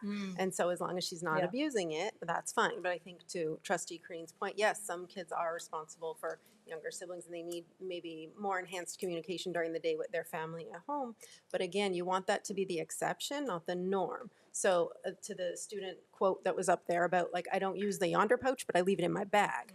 like that's what you want. And that's what the pouches continuing into high school will allow. It will allow it to stay, yeah, we expect it locked away. But yeah, if you don't have it, if you need to check in with your mom about babysitting at noon, yeah, you discreetly look at it and you put it away. But I think we don't want to ever design a policy to these exceptions. We want to design them to the norm, and then there will be exceptions. So that's it. Good point. Thank you. Thank you. That's More to awesome. come. All right. Now we have 18, report from the Citizens Oversight Committee regarding Measure F expenditures. Mr. Trader. So in accordance to board resolution, the Board of Education has established a Citizens Oversight Committee, and that committee is charged with ensuring the expenditures of bond monies authorized by the voters is consistent with approved purposes of Measure F. And tonight we have the committee's chairperson, Despina Krasa, who is here to report on the committee's activities. Hi. Gosh, I always feel so short when I stand here. Good evening, members of the NMUSD board and Superintendent Dr. Smith. It's nice to see all the returning members and welcome to the new ones. My name is Despina Krasa. I am the chair of the Citizens Oversight Committee, current resident of Costa Mesa and Newport Beach with 3 small kids, and this is my second year as chairperson. So tonight I'm here to present on behalf of the COC Committee the following report to the Board of Education as required by Resolution 1410-16. But before I get into that, I just want to publicly acknowledge and recognize the exceptional job that Jeff Trader, Ara, Lori, and Jaime have done, along with Swinnerton. At every meeting that we attend, progress is clearly visible, and there's never a compromise to quality or the objective. And I just feel like it's a beast of a job, and you guys do it so well, and you keep all of us informed that truly, thank you. You've made being chairperson a joy. So thank you. But the COC is charged with ensuring to the community that the expenditure of bond monies authorized by the voters is consistent with the purposes approved by the voters in November of 2005. So oversight means just that, reviewing what the district is doing with the Measure F bond proceeds to make sure what is being done is what the voters authorized.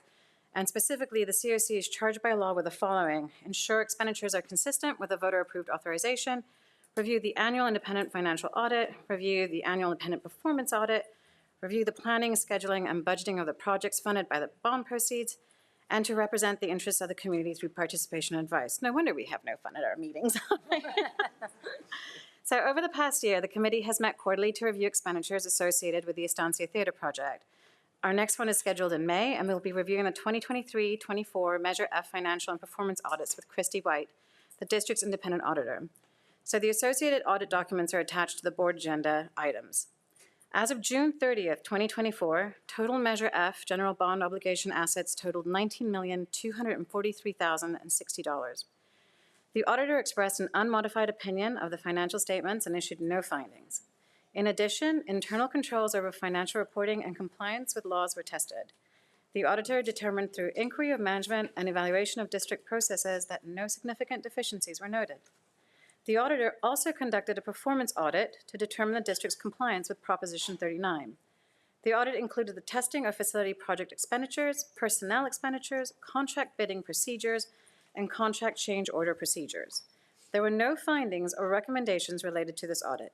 So in summary, I'm happy to report the Measure F audits were without any findings and or recommendations.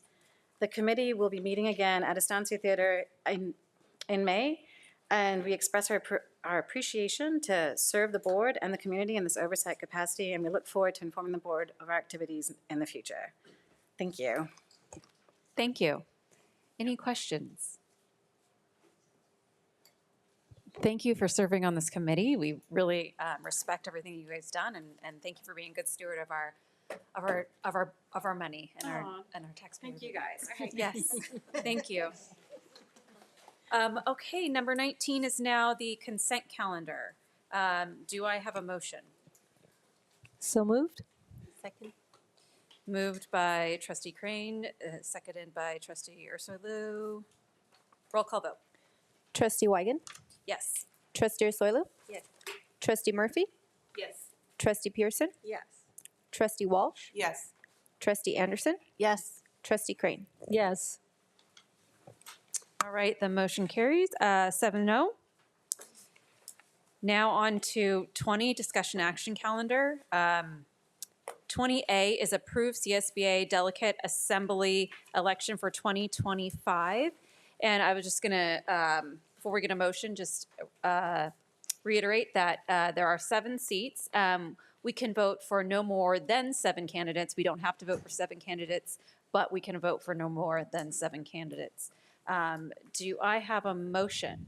And when the motion is, when you state the motion, state the candidate names that you would like to put forward.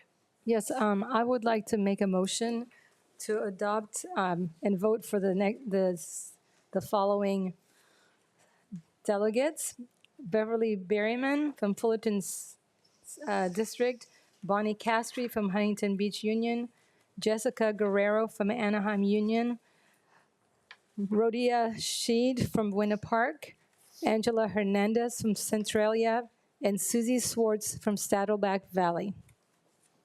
Okay, do I have a second? Second.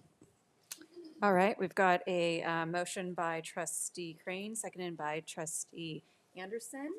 Roll call vote. Student Board Member Brianna Garcia, Yes. Trustee Wigan, Yes. Trustee Ursoilu, Yes. Trustee Murphy, Yes. Trustee Pearson, Yes. Trustee Walsh, Yes. Trustee Anderson, Yes. Trustee Crane. Yes. Great, motion carries 7-0. Okay, next up, 20B, approve schedule for board meetings July 2025 through June 2026. Dr. Smith. Yeah, each year at this time, we put that calendar in front of you. We take great care to avoid certain holidays, events going on. It's not an easy task, but we put it together. We did have staff error. The calendar itself with the colored coded is accurate, but March 9th is a Monday. That date is actually March 10th for the Tuesday board meeting, and that would need to be reflected in the motion. Apologies for that mistake. Okay, do I have a motion? So moved. Do you want us to move it with an amendment? Yes. Okay. What's your amendment? Move. I move to do it with the amendment of March 10th. Or Okay, yes, yes. All right. Do I have a second? Second. Okay, good. Roll call vote. Student Board Member Brianna Garcia, Yes. Trustee Wigan, Yes. Trustee Ursoilu, Yes. Trustee Murphy, Yes. Trustee Pearson, Yes. Trustee Walsh, Yes. Trustee Anderson, Yes. Trustee Crane. Yes. All right, 7-0, motion carries with the amendment. Okay, 20C, approve the agreement for employment of Kerrie Torres as Deputy Superintendent. Let's get Dr. Smith will speak, but let's ask for a motion before we go through discussion. Do I have a motion? So moved. I second. Moved by Trustee Crane, seconded by Trustee Pearson. Roll call vote, or discussion, excuse me. Yeah, the following is required by law. Effective January 1, 2017, pursuant to Government Code Section 54953, Subdivision C3, before taking final action of an employment agreement for a local agency executive or a salary or benefit increase for a current local agency executive, the board must provide an oral summary of the salary and/or fringe benefits for local agency executives. Local agency executive is defined by Government Code Section 3511.1, Subdivision D 1 through 3, as the Chief Executive Officer, a Deputy Chief Executive Officer, or an Assistant Chief Executive Officer of the local agency.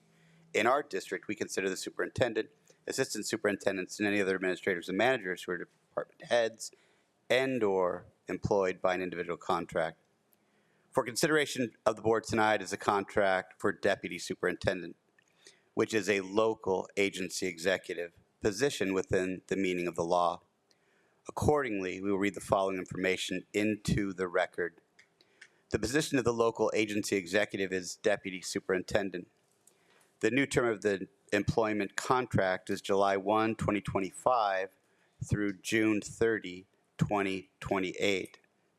The salary to be paid is $325,963, and all other elements of compensation listed in the contract, such as TSA contributions, health and welfare benefits, car mileage stipend, cell phone allowance, and any other district-paid benefits, and those remain unchanged for the record. I would just say this, and this isn't required by law, but there's a lot of research and data demonstrating that leadership continuity improves student outcomes. I think it's beholden upon great systems to build their bench, to develop talent, and to have consistent leadership. When I look around this room, I'm so honored to work with the amazing leaders out here. This is exactly what our students need, leadership like the folks in front of me. And I can think of no more highly regarded educator in Southern California or beyond than Kerrie Torres. We're lucky to have her in the district, and we're lucky to have her continued service. And the luckiest group amongst all of us are our students. So it's an honor to bring this item forward tonight. Thank you. And I don't often speak for the board, and I guess I'm speaking for me, but I will speak for the board because I think we all feel this way. We are so excited to have you as our Deputy Superintendent. Dr. Torres, your leadership, grace, and respect throughout our district is unmatched. So thank you so much for all the work you've been doing for our students, and we're happy to have you here. All right, with that, roll call vote. Student Board Member Brianna Garcia. Yes. Trustee Wigan. Yes. Trustee Ursulou. Yes. Trustee Murphy. Yes. Trustee Pearson. Yes. Trustee Walsh. Yes. Trustee Anderson. Yes. Trustee Crane. Yes. Right, motion carries 7-0. Congratulations, Deputy Superintendent Kerrie Torres. All right. After that, we're moving on to something even more exciting. 20D, approve the 2024-25 second period interim report of district's financial status. Dr. Trader. I'm going to take that. More exciting. Let's get on to more exciting here. So here we are. We're going to talk about the second interim, and it is required by law, and it includes revisions between adopted budget and, between first interim and second interim, accounts for financial activity between November 1st and January 31st, and it includes multi-year forecast updates, and it certifies the district's ability to meet its financial obligations 2 years out. And so let's take a look at where we're at in the reporting cycle. We can see in July we have the state budget. September we have unaudited actuals. December first interim. January is the governor's proposal that he's made. It looks somewhat favorable for us. And March is our second interim. Here's where we're at. And then we look at May, revised in May, and then the adopted budget in June. And so let's go ahead and take a look at some revisions here. And these are really plain vanilla, garden variety, not a whole lot here to write home about. So we're going to go quickly through this so we can get to the, as President Wigan would say, the long pole in the tent slide. That the take-home message for everyone. So revenue, here we are, June adoption, first interim, and then second interim. Very little revenue. Revenue slightly increased, about $800,000, mostly due to federal revenue coming a little bit higher. We had a increase in a little bit increase in state aid, but then we also lowered interest revenue.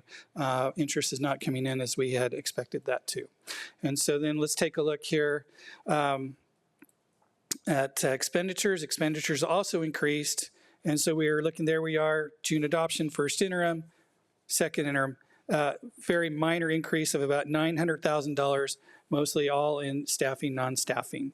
And so, and then also when we look at other finances and sources, they are completely unchanged. Nothing to write home about here at all. And so then getting to where we want to do is look at our ending fund balance. It slightly decreased by about $100,000, and that's to be expected with the slight imbalance that we have between revenues and expenditures.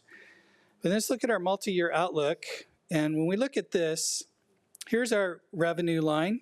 That's a nice line up and to the right. You can see there in 22-23, we get a little bit of a stall going on, and that's because of the one-time money going away. And so we see a little flattening out on that line for a little while. And then here's our expenditure line. And so the red line should always be below the green line. But this is to be expected. You know, we're coming off a historic period where we had tremendous amounts of one-time money coming in. And so we're going to see that red line is going to be above the green line for a little bit of time here. That means that we're going to be doing some work. There may be some things that won't continue and other things that are going to stay that we found effective. And so, here's the key. Now, this is the long pole in the tent slide. I hope this is what you want to go home and tell your family about tonight. And here's that ending fund balance. Now, if you look at that, you think, oh my goodness, what in the world is happening here? This is I think we got a question from Trustee Crane like the other day about what is going on. Our ending fund balance is dramatically going down. Well, we should expect that because we are, again, spending off a lot of that one-time money that has come our way, which has been very helpful and really helped our students. Now that's a picture. That is our unrestricted ending fund balance.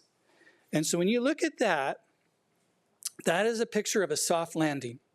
Many of our sister districts are not experiencing a soft landing. We're hearing about them in the paper, about layoffs, those kinds of things. This does not happen by accident.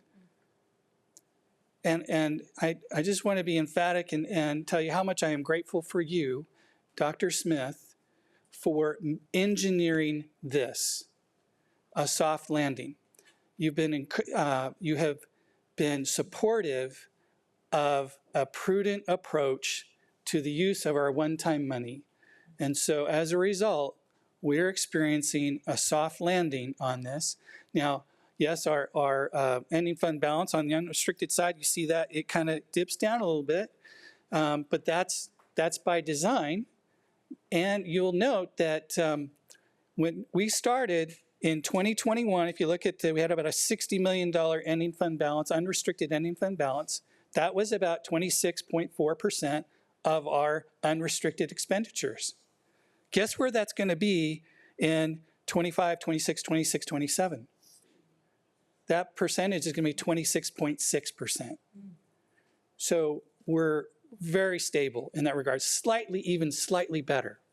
So this is the one slide you want to go home and tell your friends about, your family. And of course, that bottom line there, that is the restricted ending fund balance, and you see that, and that is to be expected because all that one-time money was restricted. And so, in a sense, you see what we're doing is we're turning back to normal. We're getting back to normal. So that's what's happening here with the numbers. And so Dr. Smith has been very supportive in having us establish some financial activators.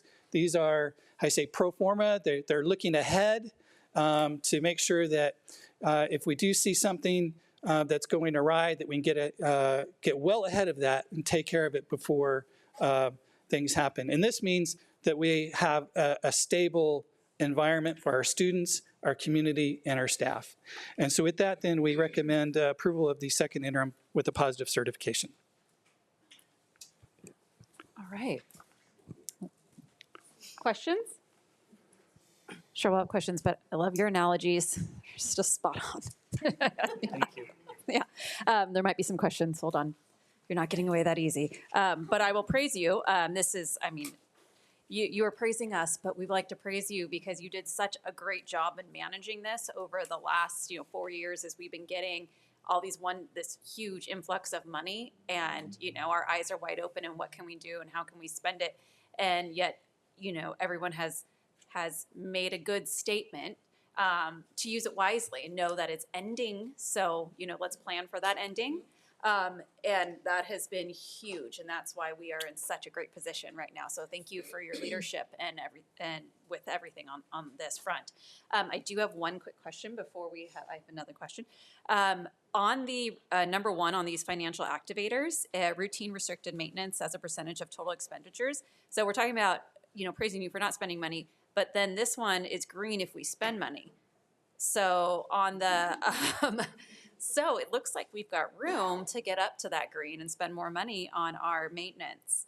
And why is that blue? Do we not need that much? I mean, I don't think that's the case, but just wondering.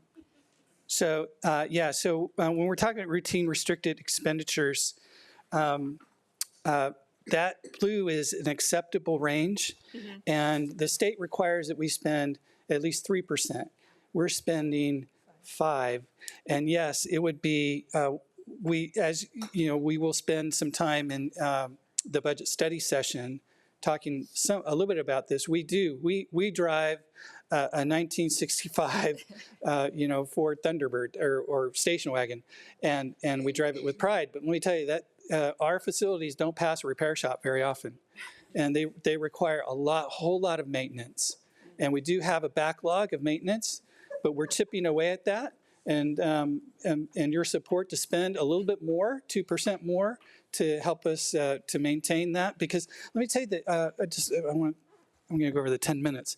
But you're entertaining. It's this is really important, though. Jeff, it's totally fine. Keep going. This is so important. When we're talking about routine restricted maintenance, we're talking about systems that, if they fail, are going to cause a disruption at the site. So our roofing, the electrical, those kinds of things, those are the kinds of things that we have to maintain. Otherwise, we are going to have a serious disruption at our sites. And we've kind of flirted with that with roofs, those kinds of things, but we're catching up on that now. And so I feel really good about that now. And that's because of your support by being able to spend 5%, a little bit more, on our routine restricted maintenance. Awesome. All right. Trustee Anderson, you had a question? Thank you. Yes, on the same slide, similarly also I'll start with number 1. I had a question because I know part of the transfers out are going to the Estancia Theater, and that is not completed yet.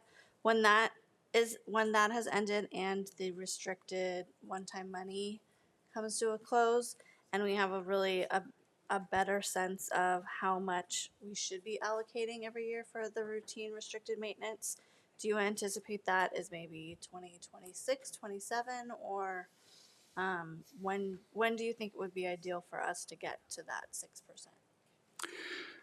6%? So interestingly, sorry, did I do something wrong? Interestingly, the money going to the theater is not routine restricted funds. No, but it's a transfer out, right? It's coming from what's called Fund 40. It's a facilities fund. Mm-hmm. And so we have been contributing to that fund over the course of a number of years to accomplish a lot of that. And so yes, the Estancia Theater will require some transfers out to complete from that fund. And but to your point, that will provide perhaps less, more opportunities to spend on routine restricted maintenance rather than on, other facility kinds of things that would come from that facility fund. Yeah, because I think as we're finishing Measure F, as we heard tonight, I just think it'd be interesting. I know Lance has a very amazing spreadsheet, or 400 of them, but at least one that has the routine restricted maintenance would just be great to think through what that can look like. I know as we've been doing the facilities master plan and all of those budgeting numbers and how it could be a wide variance, right? We could spend $2 billion. We also could spend less. But so just, I think it would be interesting to see what just like that slight bump up, since we're already at 5%, what that could look like routinely. And then I was also wondering, so I was looking at the other two that are both blue all the way across, and the other one was 7, the General Fund for Economic Uncertainty. And I know we've made the commitment, it's in our recent budgets, that we have been spending the 4.5. And I was like, well, should we change it to 4.6? So it's because we've made the commitment that we're going to be spending that much, or we're going to save that much. Do we want to change that? Is that something that makes sense, or just to make the whole section green? I think it would be a good idea to perhaps. I love green, yes. Yes. We've tried to align to the GFOA, or actually the Legislative Analyst Office, which has come out and said 17% is the percentage that you should have in reserve. And so we've really tried to align to that. And we are there at 17%, and I can update you. I usually update you on that percentage at the unaudited actuals. So you can see that. But yeah, if we would love to take direction from the board on where you want us to be. Okay. And Yeah, I think that was that's just something that stood out to me as something. Yes. I think that's great, and I think it's also something we can bring up in our budget study session. I think that would be, put that down. Yeah. Thank you. Anything else? Any other questions, comments? Well, again, thank you so much for this, and it's, it's great to see us in such a great financial standing. Thank you. So appreciate it. All right, I think we are on to number 21, informal report. Oh, sorry, we have one more? Oh, the vote. Let's vote on that. How about that? So do I have a motion? So moved. Second. Oh, okay. Moved by Trustee Crane, seconded by Trustee Anderson. I'm just going to give her one. Okay. Roll call vote. Student Board Member Brianna Garcia. Yes. Trustee Weigand. Yes. Trustee Ursulou. Yes. Trustee Murphy. Yes. Trustee Pearson. Yes. Trustee Walsh. Yes. Trustee Anderson. Yes. Trustee Crane. Yes. All right, motion carries 7-0. Now we can move on to number 21, informal reports. Superintendent Smith. Yeah, I just want to mention two things in the same theme. Student voice. Had a chance since our last board meeting to attend two different meetings. One was my student advisory, superintendent's advisory for students. And it's always enlightening. Vanessa Gailey was there with me taking some feedback from the students. And once again, they lifted up the importance of relationships. And that was mentioned earlier tonight. So I just want to double down on that and continue to challenge us to improve those relations, to continue to build with our students the relationships they need, to be challenged, to meet our rigorous expectations for them, and to exceed even their own expectations for themselves. And so I want to thank my students for coming to these meetings. I'm sure they're really excited to come hang out with the superintendent. But I appreciate their honesty. I would also like to say we went to the SOI meeting and got to listen to students. It was kind of funny when Trustee Crane mentioned that question. I'm like, you never ask a question you don't really want to hear the answer to. And their answers really did align with the data, as Trustee Soilu pointed out. No big shocker there. I think one of the things they mentioned, though, that I know we want to keep in front of us as we talk about the budget is, are there more economical ways to protect that time? Maybe there isn't. Maybe Yondr is the answer. But that was their feedback was, there are so many things we need in my school. Could that money be used for something else? And we do something similar but less expensive. And I said, I'll share that with the board because I think that's insightful feedback from the students. They also pointed out that the light at Estancia is poorly designed and it makes it hard to get into the school. And I said, well, that's great because you have a city council member right here in the room with us. And so, Manny, that's yours. It's always great to be in a student forum and give the work to somebody else. But I want to thank Soy for hosting these leadership trainings for our students, for the great work that Mary and her team do. And again, I just want to thank students for being honest. Keep all students in the room, keep speaking up. Tell us what you need. Demand what you need.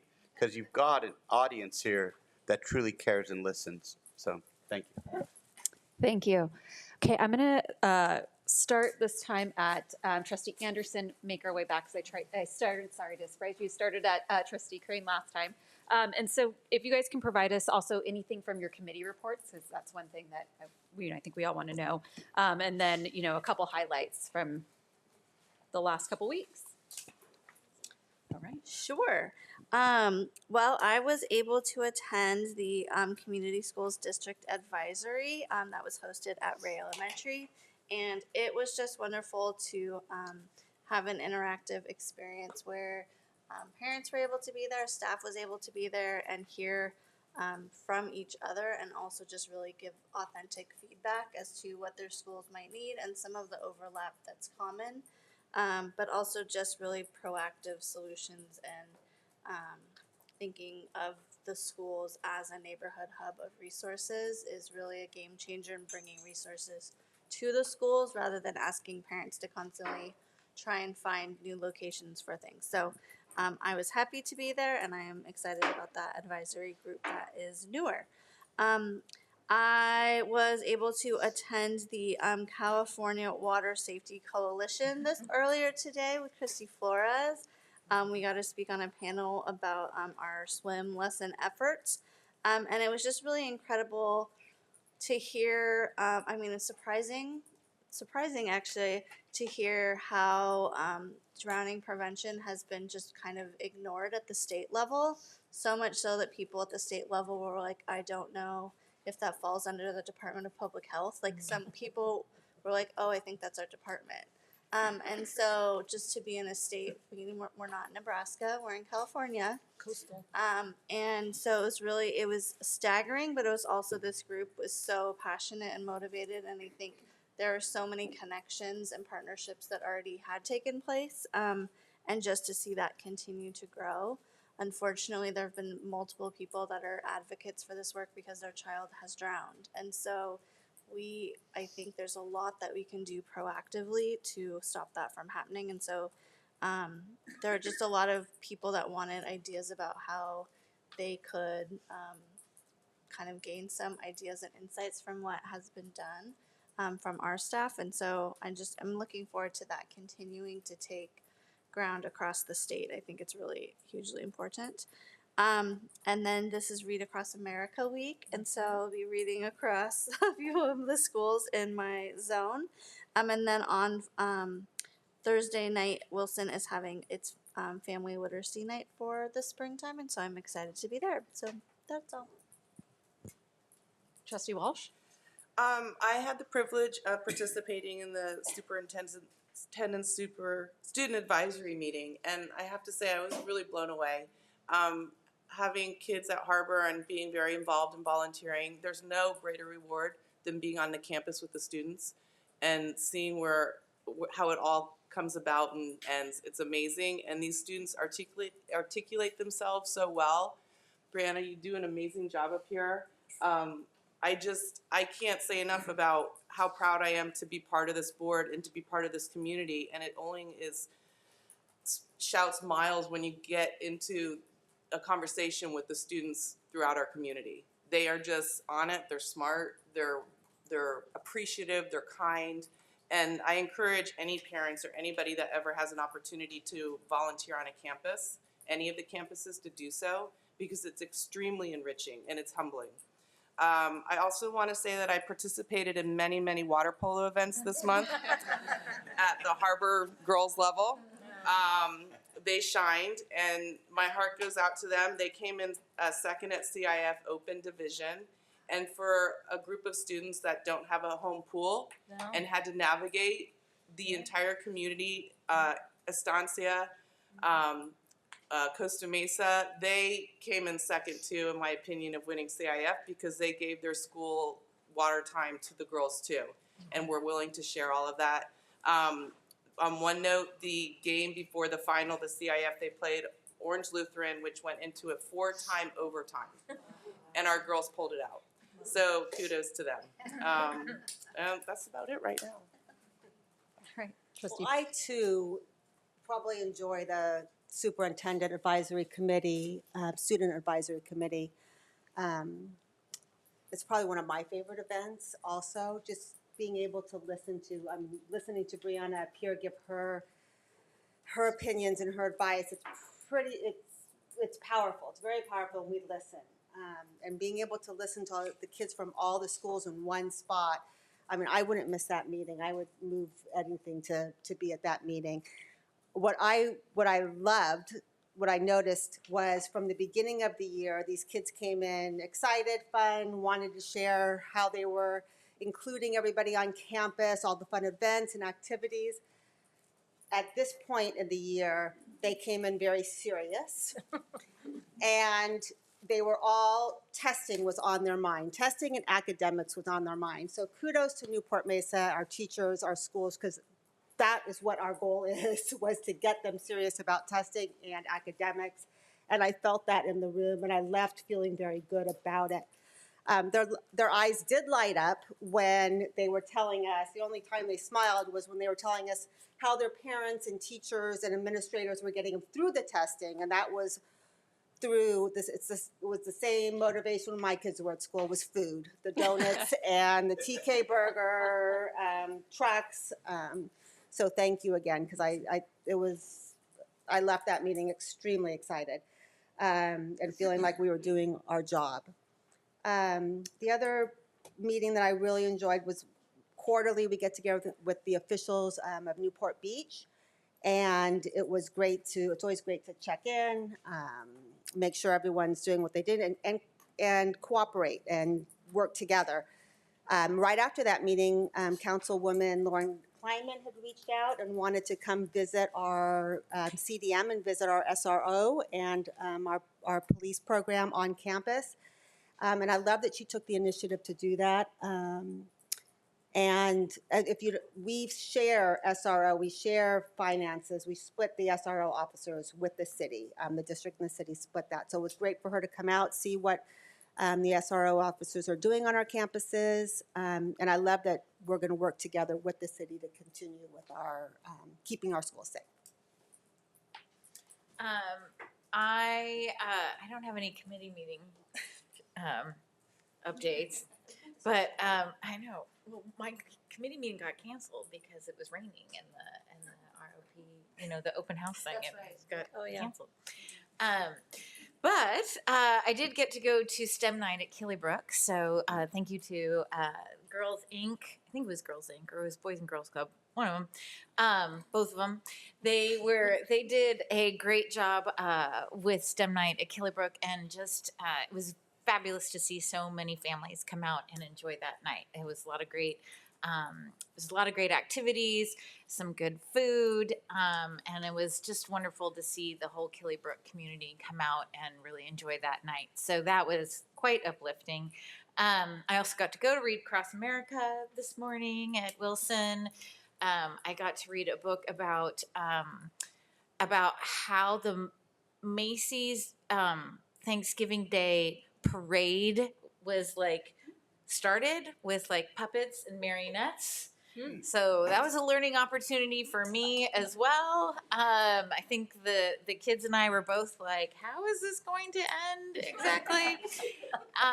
So that was fun. Wilson is always a delight. Kids were happy and engaged, and it's a great campus. It was fun. It was fun to be there today. I did bizarrely get asked to throw out first pitches twice on Saturday, which might be, as most of my friends could tell you, only the 2 times I've ever thrown a baseball in my whole life. So that was cool. Did you make it? No, yeah, they did. Oh, so many people took video. So many. So Costa Mesa Little League is open. Opening day was on Saturday. It was super fun. Costa Mesa Fire, Costa Mesa PD was there. Thanks to all of them for showing up. And we get to do a little, tunnel for them with the firemen and the policemen. And so they really go out of their way to make the kids feel special. A 3-year-old threw out the first pitch to the oldest kid. So that was also super awesome. And as my husband and a friend of his who'd been coaches told me if I threw the ball into the ground, I would not be allowed home. And that's because that was throwing it into the dirt was the worst thing I could possibly do. And I didn't. And it was amazing. Then I got to throw out it wasn't the first pitch for the opening season of Costa Mesa High School's baseball team, but they asked me to come to represent the foundation, and the kids were great. So that was 2 pitches. sore. And then, and just a quick shout out to Davis Elementary. Davis Magnet, they had a great production of SpongeBob SquarePants on Saturday night. And so congratulations to the whole team that put that together. It was beautiful. It was amazing. SpongeBob. Sounds fun. I know. So yeah, I've been hearing a lot of the songs from the, what is it, Princess and the Pea? I guess that's the one that's going to be in CDM Middle School in May 1st through 5th, so get your tickets. My daughter's just been going around the house singing all the songs. It's good times. So aside from that, I spent my time at a couple different meetings this month, one at Estancia with the ELAC parents and one at the DLAC meeting this past week or last week, or I don't know what day it is. So thank you so much to Socorro Shields and to Kerrie Torres for organizing that along with our community partners to get the residents, especially in my zone trustee area, there's just a lot of fear and a lot of uncertainty, and a lot of attention needs to be paid to making sure that all of our families feel safe and understand their rights in these trying times. So I think thank you so much to the staff for working with the community organizations that have come in and done these trainings for free for our resident parents to help put them at ease to understand what to do with the situation with ICE and immigration and all these things. So thank you. Great. Trustee Crane? Yes, hi. Vanessa, I filled out the LCAP survey. You got one more. And then Martha became Lincoln PTA member just now on Totem. It took 10 seconds. All right, attended the Newport Beach liaison, as Trustee Pearson mentioned. You know, it's really important to articulate with our leaders at the civic level because we use a lot of the same objectives, and so ultimately we always end up on the subject of e-bikes, and that's always a nice conversation. But I do know that Newport is looking into building a community pool, and one of the things is like, hey, would you make it available for our kids if we ever need it in case our pools are down? So, you know, it's just a lot of good conversation and dialogue, and it's just relational. It's very important. And out of it did come the conversation of Councilwoman Kleiman wanting to come visit CDM to look at the effectiveness of our SRO program. Sure enough, come to our campus. Welcome. And Dr. Haley and Assistant Superintendent Torres was there as well. And Trustee Pearson, again, welcoming our civic leaders to come and see what we do. And I have to say, she was quite impressed with the campus and also just the kids and just learning, and also speaking to Officer, well, I don't know his last name, but it's Bryce. And we had some really deep conversations about safety and community and how parents are very much interested in our safety protocols. And so she learned a lot about how much we do. In fact, she was very impressed. I thought so, don't you think? Yes.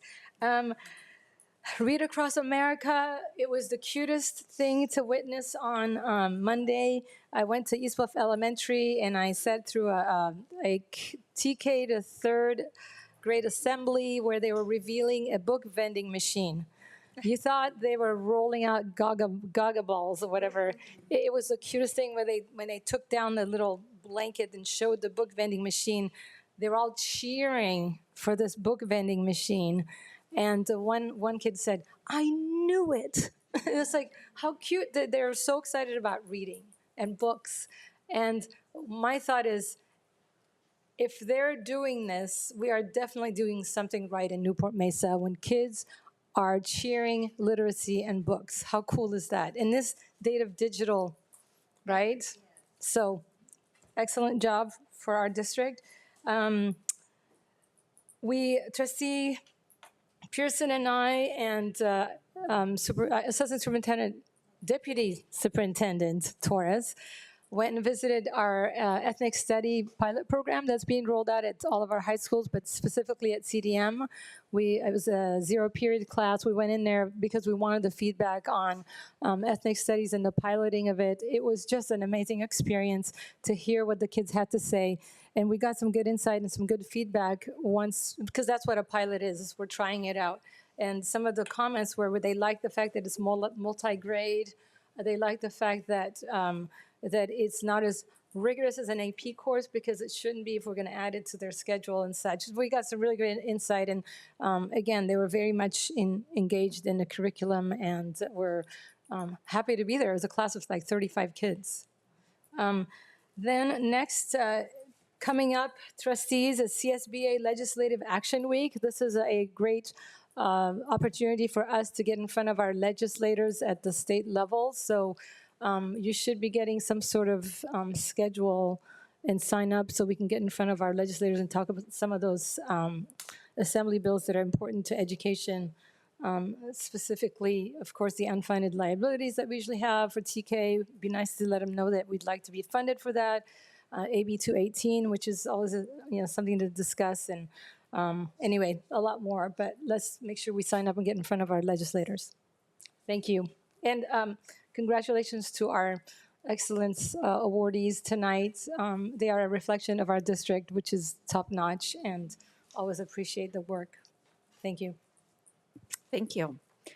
I'm on the Coastline ROP board, and I wanted to give you just a little update about what they're doing over there and how it integrates here with Newport-Mesa. Coastline ROP, tomorrow, they've been doing, there's an exhibit day at Ensign, and they've been doing these exhibit days where they really talk to our middle schools about what kind of programs, CTE programs that we offer in the high schools. And they've done that, I think, from last week on, and this week is Ensign, or tomorrow is Ensign. So I'm going to walk there with the superintendent for Coastline, Brian Dozer, to just see what's going on there and get students excited about the CTE classes offered at whatever high school they choose to go to, whether that be Harbor or anywhere else in our district. And then also there's classes that are after the bell, which are classes that might be at a different high school or different school district, but in that Coastline ROP district that they can take. On that same breath for Coastline ROP, something that you guys want to be aware of is that now at the Access Program for OCDE, Coastline ROP has 4 instructors now that are teaching CTE classes there, which is great, because before they had CTE classes there, they weren't exactly CTE classes, for instance, but now we're putting a lot more initiative towards all of those, the teachers, the outcomes of those students with regards to CTE classes. So I think that's a really good benefit. The other thing about Coastline ROP, I wanted to recognize Lisa Snowden for the AXA administrator getting nominated for Region 17 as an outstanding administrator. She does so much great work with Coastline ROP and with our CTE classes, so congratulations, Lisa Snowden. And then I was able to attend a Water Safety Coalition meeting, our Newport Mesa one that was a week ago. Just wanted to say kudos to everyone that's working on our water safety initiatives with our district. It's been, it's an amazing project. We're just finishing up one class with Whittier, and happy to report, and hopefully they can report out a little bit more about that, but they are more comfortable and more water safe, and some they believe will even be able to take the junior guard test and pass. I think there's about 3 to 5 students that they believe can pass the junior guard test, so that is amazing. And then there's also scholarships for those students to participate in the Newport Beach Junior Lifeguards. So it's just so heartwarming to see the different community, community members and community groups that are helping us with that, as well as the city of Costa Mesa and Newport Beach. So very heartwarming, and I think we're doing some great work. So on that happy note, let's end the meeting at 8:06.